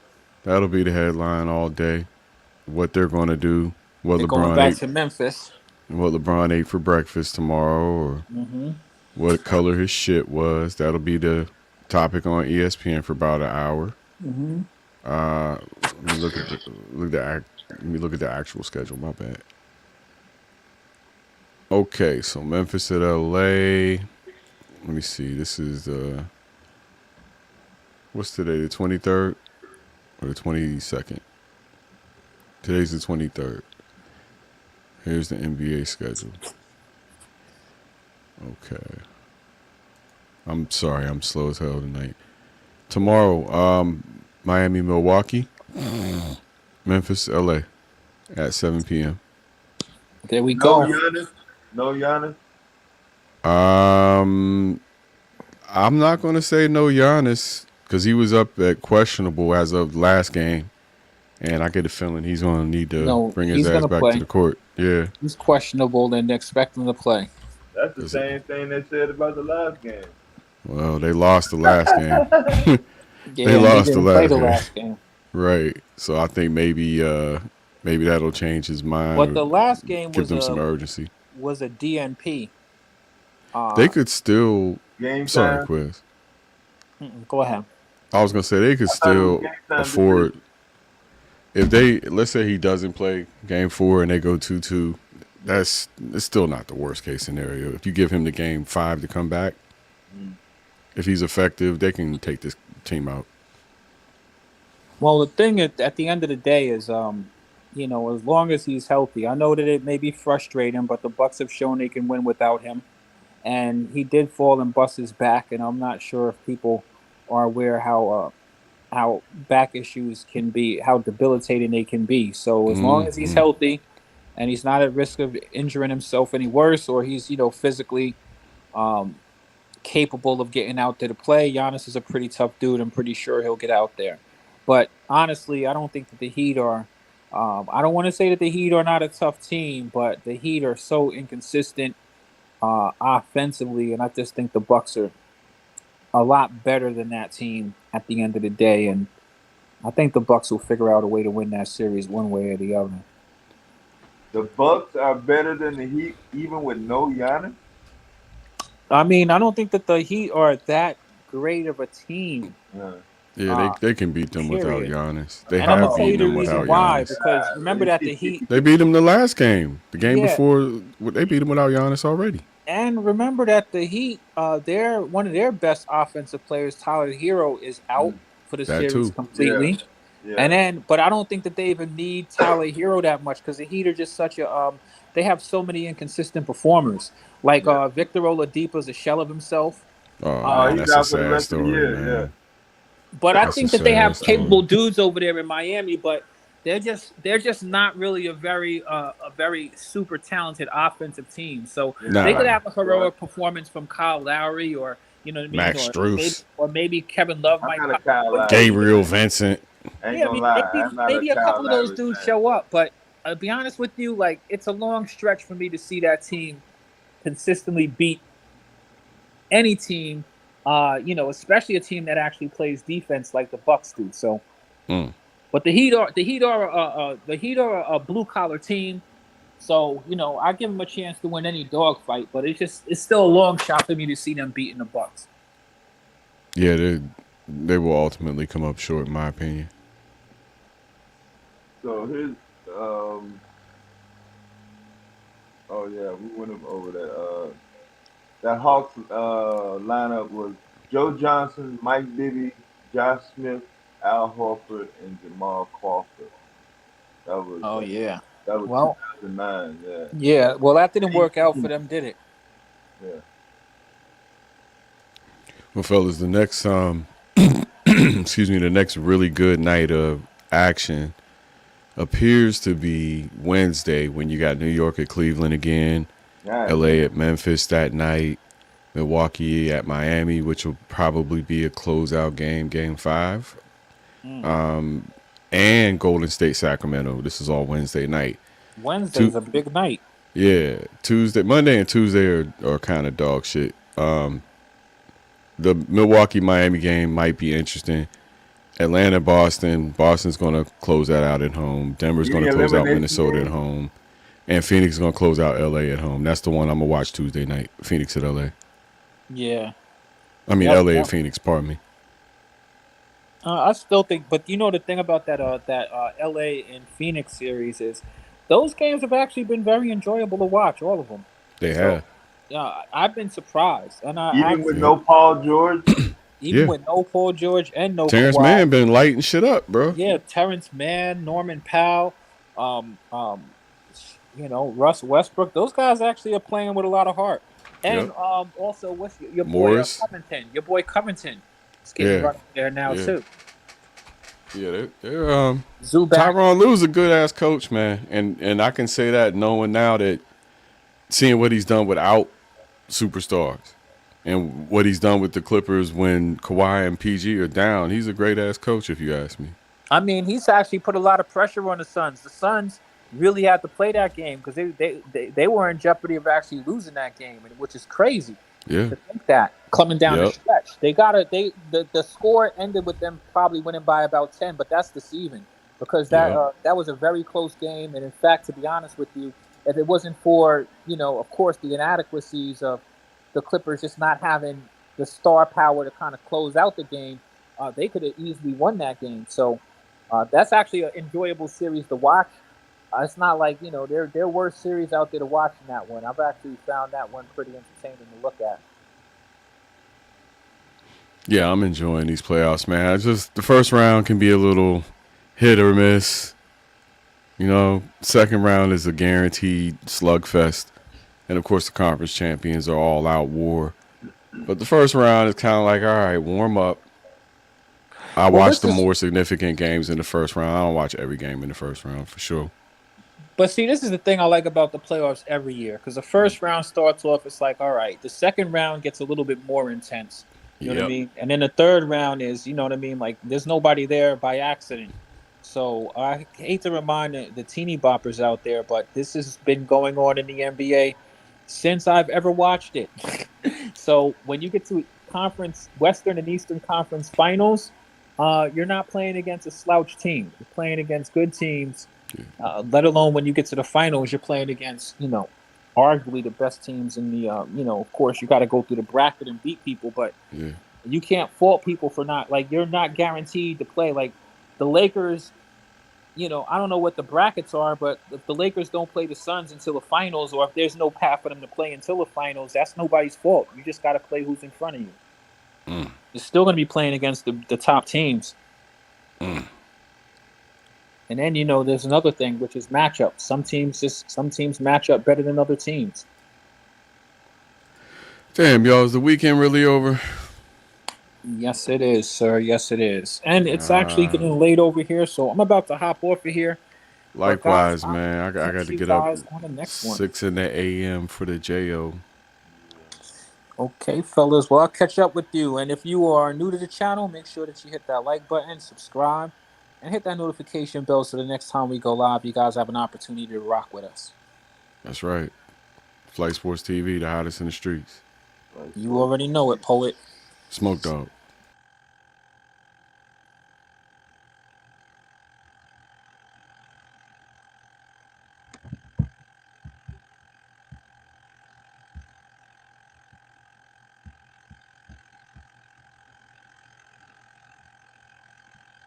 All right, play them out, man.